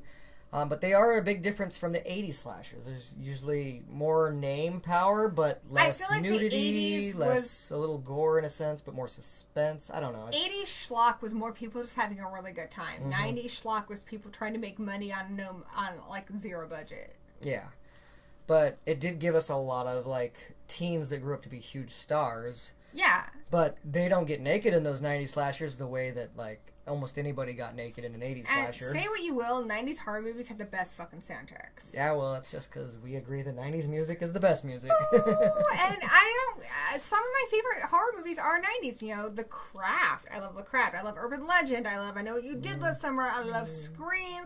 So hate me if you want, but that's my fucking bread and butter right there. I love that. Well, there you go, and you should stay true to that. Yes. I don't agree on all those, but my favorite, it's hard for me to pick a favorite decade because I think overall, I think the 80s was very strong. I love, early horror. When I'm sick, if I got a cold or something, I'm watching like old black and white horror movies, like movies from the 40s. And I think a lot of my favorite horror movies are from the 40s and 50s. So it's really hard to say. TCM and TCM2 are very different, Brian. I've got to kind of meet like Bill Moseley and stuff, and got his take on that. And no, 2 wasn't supposed to be funny. What the hell? But granted, a lot of people didn't understand that the first one was supposed to be funny too. It's just no one really translated that. It's because and I get it, like the part where they're like, Grandpa always gets him in one hit. And what I love about my fucking cousin who wrote Leatherface is we finally, after all this time, see how Grandpa earned the reputation of killing them with one hit. Yeah, we finally get to see that his was glory. Gold. I laughed out loud. That was awesome. It's one of my favorite things about the new Leatherface movie is just Grandpa finally, that legend comes to life. We finally get to see Grandpa Especially kick because some he did ass. so poorly in part 2. Oh yeah, and he didn't do very good in part 1 either. That's kind of how the final girl gets away. So yeah, 40s horror and stuff, and so much of like what we see, like a lot of your horror cliches. If you go back to like 40s horror movies, a lot of that stuff was just starting. You know, like especially a lot of like Val Lewton movies, like Cat People and stuff. They really paved the way for modern horror. Mm-hmm. And hey, my girl Emma is here, Spooky Astronaut. What up, Emma? That's awesome. She's doped up. She probably like got a cold or something. Probably. Maybe. I don't know what Emma's into, but I assume it's cold medicine or something. I just watched a live stream on Dr. Wolfielo's channel of an Australian horror movie called Houseboat Horror. Yeah, I don't even know what to say about that, Spooky Astronauts, but there's an Australian film for you if you want to check it out. We just watched a British one with our Patreons, the Bloody New Year, which I hadn't seen it since a long time ago, but yes, I never thought about that when I saw it. Bloody is probably because it's British. It's bloody awful. It's British, therefore that's the term that you used over there. Yeah, bloody awful. Oh, allergies are the worst. I'm sorry, Emma. So, what else is happening? You know, horror comedy. I feel like we've had horror comedy, you know, I mean, you can go back to Abbott and Costello Meet the Monster days. Mm-hmm. But horror comedy has really come into its own. I feel like it came into its own starting with the 2000s. I mean, we haven't seen a lot of really positive changes with the 2000s, but horror comedy has really grown as a subgenre. Dale and Tucker, Tucker Shaun and Dale, of the Shaun Dead. of the Dead, where it is good. Like, you can be, even the original Cabin Fever and stuff, where you can be funny, but still be scary in a sense, where it's like, they don't turn down the, like, scares and the gruesomeness of it. Like, Tucker and Dale versus Evil, that's a violent, bloody movie. That's actually, in a sense, like, the kills are scary and, like, gruesome, but it's still got that light levity to it where it's funny. But even Get Out, which is Oscar nominated, I was impressed not only because it's a horror movie and it's genuine horror. It's not like thriller or mainstream horror. It's genuine horror, but Get Out is actually very funny, too. I love how there's finally that character who always shouts at the movie, but they're in the movie, and they get to be... a movie like that got Yes. Oscar Academy recognized, and I think that is important, because comedy, like horror, always gets shit on by the mainstream and by the Academy. Yeah, usually by them especially. Like, most people, even a lot of critics will agree, Shaun of the Dead is a great movie, but I don't remember it getting any nods towards any, award-like ceremonies, like big ones. Again, Maurice mentioned Zombieland. That's a movie that almost made me cry, gave me all the fucking feels, and is so fucking funny. And I think the 2000s, one of the best things we've seen with the 2000s, also Scout's Guide, tons of other, Deathgasm. The 2000s have really elevated horror comedy, and from what we're seeing on the docket for 2018, I think we're still going to see some horror comedy. One I really want to see is Anna and the Apocalypse, which is a musical zombie film. That should be good. I haven't seen Victor Crowley yet, but anything Adam Green does is always usually hilarious, so I'm assuming Victor Crowley's going to... Frozen. There was a few things that were funny, but yeah, it was probably his most serious movie, but yeah, almost everything that he makes has a lot of comedy in it, and like we said earlier, that's good. Unless you hate to laugh, but whatever. It's great, because you and I mean, horror comedy, it's really hard to put us with a horror comedy. If you can make me laugh, I'm genuinely going to at least enjoy watching the film. It's hard to make me do both, so I appreciate it when it can. There's a lot of raunchy comedies that can make me laugh, but they can't make me feel any other way. Mm-hmm. And then there's horror movies that can make me feel lots of ways, like Zombieland. Like, oh man, I got all the emotions when I found out that Woody Harrelson's character wasn't the dog, it was his little boy. But granted, that dog was super cute, and that was actually Abigail Breslin's dog. So, William wants to know our favorite silent horror film. I'm gonna have to go with Nosferatu. I know it's probably the cliche answer, but I'm going with Phantom of the Opera. I love the part at the very end where everybody's got him cornered, and then he like startles everyone as they're like moving in on him. He like reaches into his coat. Yeah. But then he has nothing. He's like, fuck it. And then they just rip him to pieces. They like rip off his arms and shit. But shit, that movie's almost like a Saw movie when he lures people into like these fiery death traps and stuff. I love Phantom of the Opera. In fact, that's my favorite version of Phantom of the Opera is the silent film. So. And also, what are your thoughts on anthologies? I feel like, okay, there are two kinds of anthologies to differentiate here. We have your anthologies where they have put work into making an anthology, and whether you like it or not, there's Trick or Treat, there's Tales of Halloween, there's Christmas Horror Story, there's XX. Good or bad, these are movies that were designed as an anthology. Then you have your anthologies like All Hallows Eve, Charlotte, where they take short films and they tie them together with some kind of a bookend. Sometimes, I mean, I just like short films. It so those are great for that. It can. Anthologies are still very prevalent, and I feel like every year we had a lot of anthologies last year. We had Galaxy of Horrors and Charlotte and XX, and I liked Charlotte. I was not expecting that. I thought it was going to be an Annabelle ripoff just by the cover. That was really good. It's a collection of short films, but they're great short films. There's a little tie-in between them about a little doll that kidnaps people, but makes them watch the movies. But it's not an Annabelle ripoff, so don't let the cover fool you on that one. XX I really wanted to like. I didn't like XX. Unfortunately, I did not like XX. I liked the idea. I don't like the execution. No. Good night, Kelly. Oh, Kelly, good night. Extremes are great, spooky. I want to see more anthology, and I feel like because we're due to get Trick or Treat 2 in 2019, I think people are going to keep trying to step up their game, because I think when Trick or Treat 2 comes out, that's going to kind of bring that back a bit. We also have Terrifier this year. Now, if you guys have seen All Hallows Eve, the scariest part of All Hallows Eve is the bookend, which usually the bookends are kind of throwaway. But they have this clown named Art, which he scares the shit out of me. He's really, really scary. He's getting his own movie this year in March called Terrifier. So I'm looking forward to that. And there are a few anthologies on the docket this year. So, I mean, we think we're going to keep seeing anthologies as well. And that has been a trend for the last 2 years, the clowns. Because there was the clown epidemic 2 years ago, and then we had It this year, so there was a lot of And Clowntergeist, and Bedeviled, and a lot Land of of Smiles, or whatever it was called. Land of Smiles. There was a lot of It knockoffs this last year, too. So this year the clown trend went clowns are coming back. I feel like dolls have stayed pretty prevalent, too. Not as big as clowns, but... God damn, if I want a fucking good vampire movie. Get me a good vampire movie this year. Cleanup Crew was good. Vampire Cleanup Department was amazing, but nobody but us watched it. Guys, you need to see Vampire Cleanup Department. It's a foreign film. We want to. I guess what she wants is more of an English. I don't care what country makes it, okay? As long as I can get my hands on it. Yeah, maybe a little more. I also love a good werewolf movie. Yes, VHS was definitely a good. I wouldn't mind another VHS either. There was 1,000 copies of VHS released on VHS, and I never got one, but god damn, I wanted one. That'd be cool. So, but yeah, I love VHS, especially the first one, though I think the other ones were very good as well. One thing we're definitely going to see this year, and I mean, you can already tell, because we've got a Purge sequel, we've got The Strangers. Just looking at the docket, the two big trends that are going to continue this next year, from what I can see, are Home Invasion, which Home Invasion has been going strong for the last 3 or 4 years.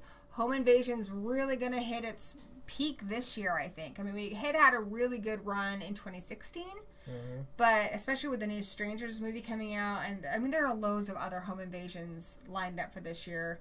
We're going to keep seeing Possession and Demonology movies this year. That's huge.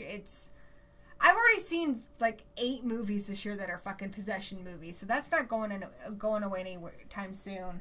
And also fucking aliens, especially because we have God Particle, the next Cloverfield movie. And we had Alien last year, so. And Predator's coming out. Predator, there we go. Because we had Alien last year, so we got to get a Predator movie this year. I love aliens, xenomorphs, and predators. I mean, even if their movies aren't great, if you just give me a movie where xenomorphs are killing people, I'm usually pretty satisfied. The last Alien movie, I liked for the most part, but other than like Danny McBride's character, no one really, and well, obviously Magneto, playing 2 different characters. Those 2 actors stood out really well, but everybody else was pretty much just cannon fodder, so that's kind of my problem with it. They were just there to be killed by xenomorphs, which I want to see, but at the same time, their characters didn't stick out. And, yeah, some bad CGI I had problems with, but... And that's the problem with a lot of alien movies is I think they work well if they have practical effects, but a lot of times they go cheap. They go with the CGI because it's just easier to pull off, I think, and yet it looks terrible. A movie I loved from last year was Man vs. It did so much that I hadn't seen before, and I am a sucker for those survival shows. You know, like surviving in the wilderness type shows. But the only thing I have to say that's a big flaw in it is the creature looks like shit. It looks like it came from a PS3 video game, and it did not look well.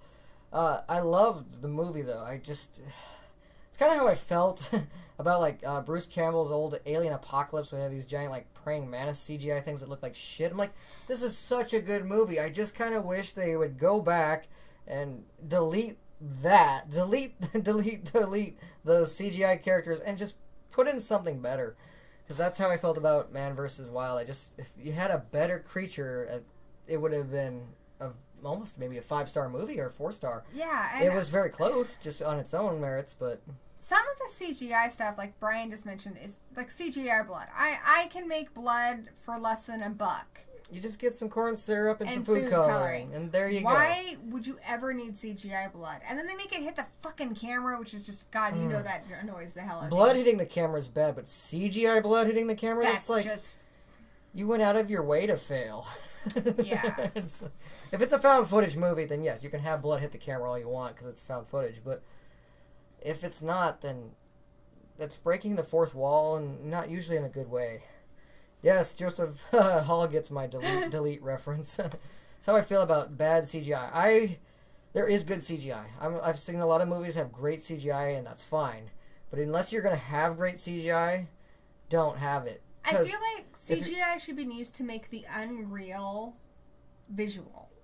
Things that can't happen. Like a Harry Potter movie. You need CGI to bring that to life. You don't need CGI to make blood. Mm-hmm. No, you don't. And that's the thing. Not horror, but still had horrifying moments. Jurassic Park. That was the movie that really brought CGI into movies. It wasn't the first, but it was the big time where they had stop-motion dinosaurs on hand. Yeah, like it's a combination of animatronics, puppetry, and CGI. Yes, but they had some people who were going to make the claymation stop-motion. Same with, like, T2. They were going to do that, but then the CGI was so amazing, but they didn't use it for all. They had the big puppets. They had a huge T-Rex, like, animatronic. They had the raptors that were actual animatronics. They mixed it. They're just like, what we can't do with the animatronics. Or they would CG animate the puppets. Mm-hmm. They did it to fill in the dots. Like, there was missing pieces. They did it to fix it, kind of like what Jurassic Park did with, like, frog DNA to the dinosaurs. I know it's not as big of a deal as Jurassic Park, but Blade 2, I think the effects look phenomenal. Blade 2 looks amazing. They did puppetry, but then used the CGI to animate it and also to code it in a sense. Yeah, and also to kind of, make things look a little more fluid. Mm-hmm. And that's what I love about CGI. You can do that stuff with it. I hate when you rely on the first Blade movie. I'm sorry, it looks like shit. The blood on the end of the battle. It looks like raspberry jam is like leaking out of the main bad guy, and it just looks so bad. But yeah, in Blade 2, perfect. That's where it needs to be. That's how I feel about Jurassic Park. There was a lot of CGI, but there was a lot of real puppetry in there as well. And I was so disappointed about the Thing prequel because they just went all CGI. They had people who made monsters for it, like they were going to do practical effects, but they just like, no, we don't need you. It's like, really? That would have been so much better. Yeah, and a remake or prequel of The Thing, which is a practical effects marvel. Mm-hmm. Like, why would you do that? I wouldn't have minded a little bit of CGI because I knew it was a modern movie. They were going to have some, but why? That was why The Thing, I thought, which is a remake in itself, that's the height of practical effects for me. I have never seen better. Yeah. That is my pinnacle, the apex of Thing was right through the guy's chest. Yes. God, it's amazing. That is my apex of effects in all movies. It's not my favorite movie, but it's really close, but it is, effects-wise, is my favorite. Like, and when I just hate when they just throw that all away. Because like I said, if you're going to have amazing CGI, if you're really going to shell it out, that's fine. That's good. But amazing practical is the highest. Amazing CGI is slightly under that. And then you got bad practical is like still miles high behind bad CGI. I would rather have bad practical than bad CGI. It's so much better. I'd rather see a shitty little puppet with strings and shit flopping around on the ground than bad CGI. I agree. And sorry, Zachary, I hate for ruining the blood on the camera for you. What bothers me about the blood on the camera, unless it's found footage, But even in a point of view shot, because I'm sorry, if I get blood in my eye, I'm not going to see red. I'm going to close my eyes. But it bothers me because it takes me right out of the film. It reminds me that there is a camera filming the events that are happening on the screen. And that takes me right out of the movie. So I hate it. I hate blood on the camera. Unless it's found footage, because yes, it's on the camera. Or there's a couple other movies that I don't mind.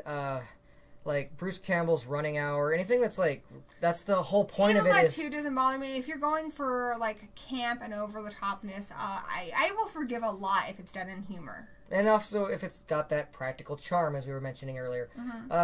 Reason why I don't mind with the Evil Dead movies so much is because, yes, they aren't found footage, but like the Resident Evil, like especially the first couple of Resident Evil games, they are all about those weird, crazy camera angles that just, they're awesome. So I kind of get it. The camera is heavily involved, so if it gets a little blood on there, it wasn't a big deal. But one trend we haven't discussed yet that I definitely saw in 2017, I definitely continue to see with what we have on the docket for 2018 is ultra-violence. The extreme, over-the-top violence. Like last year, Mayhem, knives in the head, or not Mayhem, Babysitter, Mayhem, Belko Experiment. This year we've got The Purge, The Stranger. I mean, just the over the top violence. Mom and Dad was fucking awesome. Constantly raising that bar, and I think it's because we see so much of that violence in our life, and we need a way to kind of deal with that in a safe environment. And I think as long as we continue to be bombarded with all this extreme violence in our world. I mean, sometimes I'm afraid to go to a movie theater or something just because of the things you hear on the news. As long as we keep seeing that and feeling unsafe in places, in our homes, in public places that should be fun, I think we're going to keep seeing that in movies. Yep. Hell, I was coming home from Walmart the other day, and someone apparently knew me, but I didn't know them, and they were doing everything they could to rile me up, and I felt the blood boiling, but thankfully I just came home and popped in a horror movie, and that kind of helped. So, but yeah, sometimes it helps. I mean, it's just like Looney Tunes. Like, I would be horrified if I saw somebody hit somebody else with a frying pan, but in Looney Tunes it's okay. And the things that would horrify me in real life, I could watch a movie like Mom and Dad, and it's okay, because you're watching it in a safe environment where there are no real consequences. And I think in a way, seeing it in that kind of safe environment, it kind of helps you deal with the real life stuff. It's like a punching bag. You need to get it out of your system. Good night, Brian. Oh, and welcome to the horror show. What's up, y'all? I think it's Cecil. Probably. And also, I think, again, relating to the violence in modern culture, particularly in America. And, well, fuck, even, like, in Australia, they just had a really horrible, like, attack on somebody. But I think a lot of that, again, relates to the demons that we mentioned earlier, relates to the aliens, because this is all very doomsday shit. Yeah. End of the world as we know it type stuff. And I feel like a lot of people feel like we are kind of nearing that Revelations in the Bible type place. Yeah. And so that's where we get a lot of this exorcism, demons, aliens, just extreme shit. And I'm not trying to exclude our foreign friends, but our election year really divided our country recently. So it's not just us. Like even in the UK, there are people who are throwing acid on people. I mean, we live in a world where human beings are throwing acid on other human beings. It's like the seams are coming undone. It used to be that a movie like Psycho was like, that was the scariest kind of violence you could see against another human being. And now movies have to go that much further outdo the because reality is so much scarier. Oh yeah, turn on the news and that's worse than any horror movie you'll watch. Yeah, absolutely.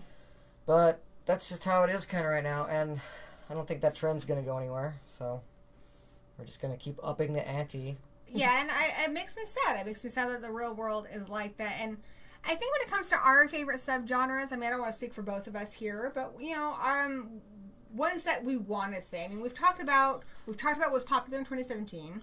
We talked about what we predict for 2018 and what we see already on the schedule for 2018. But since we're almost at the end of this here, what do we want to see?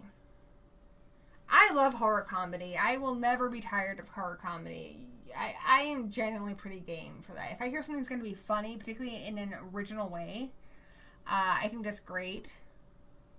I'd like to see a couple more animated horror films. Like Soul Station? Soul Station was great. I liked that, but I want to see a couple more in like that.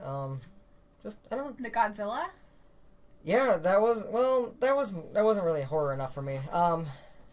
I didn't mind it. I watched it. It was more CGI or sci-fi than horror, but I would like to see more horror. Even just I don't know. It's just something I kind of want more of.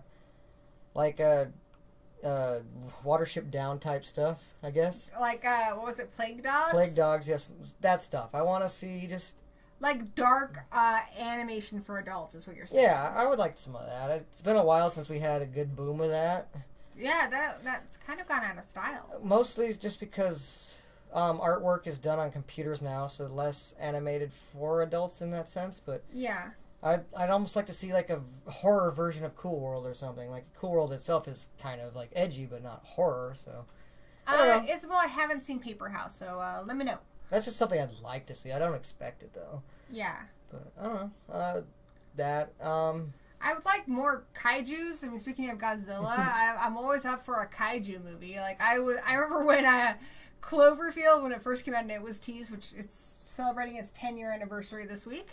I was like, fuck, it's going to be a kaiju movie. And that's amazing. And we got another Cloverfield movie this year. I never get tired of giant monsters. That's actually a universe I'm looking forward to, which we are getting more of that. I think we're going to get at least one of those this year. Godzilla King of the Monsters, and that this year? Mm-hmm. Yeah, because even though Godzilla and Skull Island, King Kong, they're not up to the best start, but they are doing a lot better, I think, than the Dark Universe is, and it's a universe that I'm very intrigued to see where it goes. So I would like more kaiju as well. Zach mentioned a revival of slashers with Halloween. Honestly, slashers haven't gone out of style. Slashers, last year, I mean, because we watch everything, there was a shit ton of slashers. And a lot of self-aware slashers, which have been popular since Scream. We have a lot of slashers scheduled for this year. Slashers haven't gone anywhere, and they're not going to go anywhere. So we got the Chucky last year. We're getting Michael Myers this year. They will keep going. I'd like somebody to finally kind of step up. I think Victor Crowley was the last person to do it. And I haven't seen that yet, but I'm looking really forward to it, actually getting around to watching it. But I'd like to see a couple more slashers step up and be more iconic. I want to see a new icon. Yeah, like somebody because big. Even though slashers are still very prevalent, especially with like the indie market, we haven't had a big icon. I'm gonna say the last kind of icon we got, maybe Victor Crowley or Sam for Trick or Treat, even though he's in one fucking movie.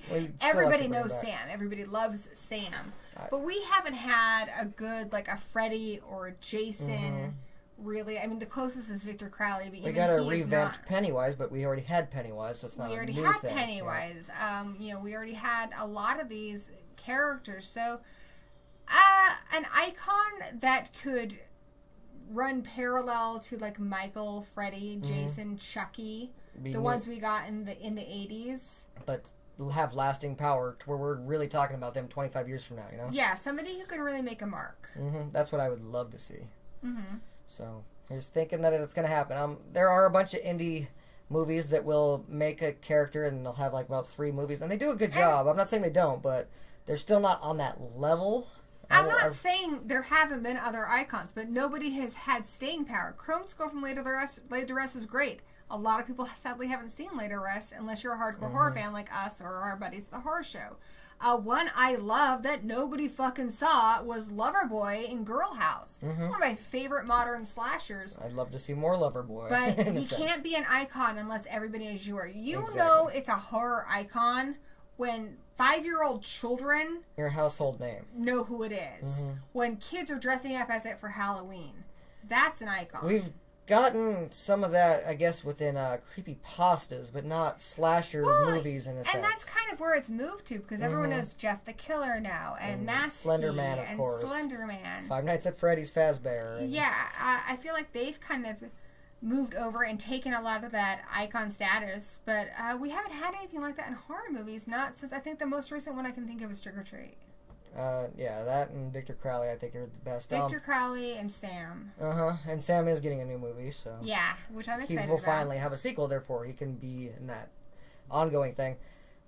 And I don't know why, but I just want an evil Kool-Aid Man. I know it's not going to happen. I just want one. I want an evil Kool-Aid man.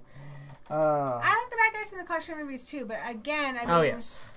That's a guy who doesn't even have his own Funko Pop, which these days, you don't have a Funko Pop. And you barely get to see what he looks like in the end of the second one. Somebody that you can ask an 8-year-old child who it is, and they know who you're talking about. I can ask most any child who Freddy Krueger is, and they know who that is. Who Frankenstein's monster is. And I just want to see a new horror icon. And somebody you do get in those collector movies, you do get to kind of see him at the very end, but there's a lot of people who think that that's going to be like a red herring, and that wasn't the actual guy if they ever make a third one. The real badass of that, I can't remember his name, but it's the protagonist. Yeah, the protagonist. He is such a badass. Yes, he is. Yeah, Cecil, shoot me your script. I'd check it out. Yeah. Why not? Corey Feldman, I would say Ariel is an actor. I mean, that's like saying Bruce Campbell. Everybody loves Bruce Campbell, but he's an actor. Ash is the icon. Yeah. Corey Feldman does have his frog brother, and Tommy Jarvis was played by 3 different people, so I can't really give that all to Corman or Feldman. But yeah, his frog brother character is his closest thing because that's ongoing, and most people know who the Frog Brothers are. Oh, you know, that is a good point. Even though I don't know who's making that point, but P.M. Boats, Jigsaw is a good modern icon. But even him, like, if you think back, how long was the first Jigsaw go? I think 2000 or 2001. Barely in the 2000s, yeah. So. No, it was after. No, it was in the early 2000s. Yeah. But yeah, well, there's definitely room for that. There's room for. But Jigsaw is a good example. I'm not one of those people who feels that it's all been done before. I just feel like when people say that, they've stopped being creative, and there's always room for more new stories. Mm-hmm. Exactly. So, and yeah, we've had a few icons. I'm ready for the next big icon. Is all I'm saying. Absolutely. But yep. Yep, see, Rock and Roll has a Frog Brothers tattoo. I would say that's pretty mainstream. Yeah. And like we were saying earlier, I love Chrome Skull. I thought that was cool, but I can't go up to just talk to anybody about Chrome Skull. Sadly, most people won't know what I'm fucking talking about. That's something I can talk to another horror fan about, but I mean, like, I can't. My son, who's even pretty well versed in horror, he don't know what that is. I can't go. I could go to anybody and but say, he knows who Sam is. Jason Voorhees and Freddy, even if they're not horror fans, they know who those are. Thank you, PMR Bones. He came out in 2004. Yeah. Oh, that was the year Laws was summoned. Right after the remake of Texas Chainsaw Massacre, 2003. Alright, so it's almost 11. Wrapping it up. What are your final thoughts? Final predictions, final thoughts in 2017? Anything we haven't covered yet that you want to talk about? And final questions from you guys, because we are going to wrap it up here real quick. Mom and Dad, Mom and Dad and Victor Crowley were very anticipated. I am just about to watch Victor Crowley. Mom and Dad did not let me down, so I'm already happy there. We need to get our most anticipated out, because already the movies we're anticipating are coming out. Yeah. That was great. I knew that Day of the Dead was going to suck. That's fine. I do look forward to the Predator killing humans. I do look forward to Michael Myers slashing again. I think overall I'm going to be happy with the year. That's my prediction. I think there's going to be a lot of hits and misses. I gotta believe 2017 wasn't as strong as 2016. 2016 was a fucking great year for horror. It was. 2017 was a good year. I think 2018 is going to be a good year. I think it's going to take a few things I haven't seen coming yet to make it a great year. I'm hoping I'm going to find some hidden gems. I hope that something's just going to pop up out of nowhere and be like, "Oh, check this out." I don't see coming. I don't see coming right now. But right now it looks like it's going to be a good year. I'm a little nervous about Halloween, but I do believe I will enjoy it. I don't have any real reason to be real nervous about it. So. Your questions, Isabel, yes, you should watch Brain Damage multiple times. Yes, Ghoul World Order, we have connections with Shudder. They want to do some kind of a partnership thing with us, but they haven't really finalized that, and we are game for it as soon as they figure it out. When's my book coming out? As soon as I decide what the fuck I'm going to do with it. I haven't decided if I want to self-publish it yet or send it to publishers, but it is done, and I should do something with it. And our next live stream, we might have one before then, but I know we have one planned for President's Day. I think we want to do some kind of a presidency commentary. Either we'll do that for Patreon, or we'll do that on the channel. I think we're going to do something for President. I think that's going to be the Patreon, but we'd like to maybe do Or classic film? Maybe get Brian Barnes on for that one? Next month we are going to do the Oscars, which is our horror version of the Oscars. Yes. Where we pick like our... And this year's final girl of the year is, which will be for 2017. Follow us on social media. There'll be updates on that. Possibly votes. So for the categories that we come up with. So yeah, absolutely. We'll have a few that you guys can help us come up opinions with. In. So we love the Oscars. We did it last year. It's a lot of fun. We're going to do it again. We'll do it before the Oscars. Yeah, it's coming out next month, so that will be soon. Big live stream for But yeah, I'm not very good about Facebook, though we do have a Facebook page. But the moment I want to report anything, I put it on Twitter. So if you're on Twitter, you will get the up-to-date. Twitter's your best bet. President's Day is the 19th. There will be a stream before then because the Oscars one will be before then. The President's Day one will probably be our Patreon movie commentary. And then, I don't know, maybe some other live stream like we did today. Maybe. You should let our patrons vote on the Oscars. They should vote on it. Yeah, they should. There's a few that we already have picked out, but I think we'll have a few that are... We'll have some more... We have broader categories we'd like you to vote on, and then we have some, like, personal awards we want to give out. Yes. So. I already can tell you, Best Zombie of 2017 was Smalls. And Best Vampire was Summer. Give all the way. What, dude? Check it out. What? It is what it is. Last year, thanks to not red. just I'll help all of you that helped. Gary Busey was the best supporting actor last year.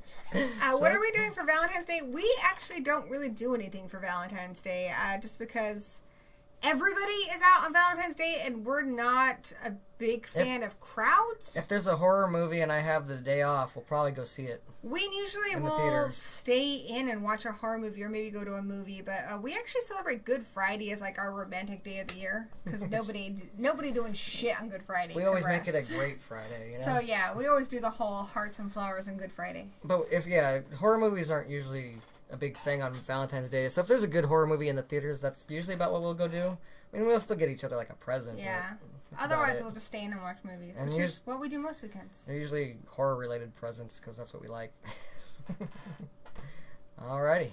But when is President's Day? It's the 19th. I just think it's the 19th. I heard you. I was just saying. The horror Oscars, yes, that is basically what it is. Yes. Real monsters, but scares. And as soon as we pick a date for it, I'll make an event for that, and then you guys can set a reminder. But I would love it if you guys could go. I think we're going to go all out. I think we're going to dress up for it, like red carpet style, and we're going to have Lulz help present some of the awards. If he's with willing. A little envelope, if he wants to. I mean, we never make him do anything. But maybe Brocky will help us. Maybe we'll get Canadian Jason to present a couple of awards. So, but yeah, we're going to do it live, and it's going to be really fun. And you guys can dress up, join us. Follow us on mostly Twitter, but other social medias for updates on it. So yeah, I think it's going to be a lot of fun. We've always meant to do like a big thing with it. Last year we kind of did it with Ghouls Night Out, but no, this year we're going to whole 9 yards. And if you're a part of our patrons, you'll know firsthand what we're going to be doing. Yeah, our patrons get our whole schedule, which we're really shitty at keeping. But they do get our whole schedule for the month. So they're going to help us make that schedule, too. Yeah, they do. So our patrons get the inside scoop if you guys want. If not, we're just as happy having you watching our videos, because that's awesome. What killer are you wearing tonight? Well, I'm... From Hyrule's Dark Zone, I got the Legend of Zombie. Like red carpet. Yeah. And Gory is wearing a Maniac shirt featuring Michael Myers, Ghostface, and Pinhead. Which is parodying the Animaniacs from Yakko, Wacko, and Dot. So there you go. Gory is wearing Human Flesh by Leatherface. That'd be pretty sweet. I'd be so honored. This is Ed Gein dress that it's made from real women, and I'm going to go howl at the moon now. All right. And on that happy note, guys, thank you so much. Thank you all of you who are here. Thank you, Ron from Savage Rock and Roll, for not just watching this, but our Patreon movie commentary. Ariel, we're so happy to see you. Zachary, our friends Emma and Susan and Cecil were here. PMR Bones, who has a great channel. OCD Horror, awesome talking to you. Joseph Hall, longtime subscriber of the show. Isabel, and there's tons of people I'm forgetting, but we appreciate every single one of you who take the time to listen to us ramble about horror movies. Feel free to check each other's channels out, because a lot of good people in there and a lot of good channels to check out. Absolutely. So we love you guys. Have a great night. Good night.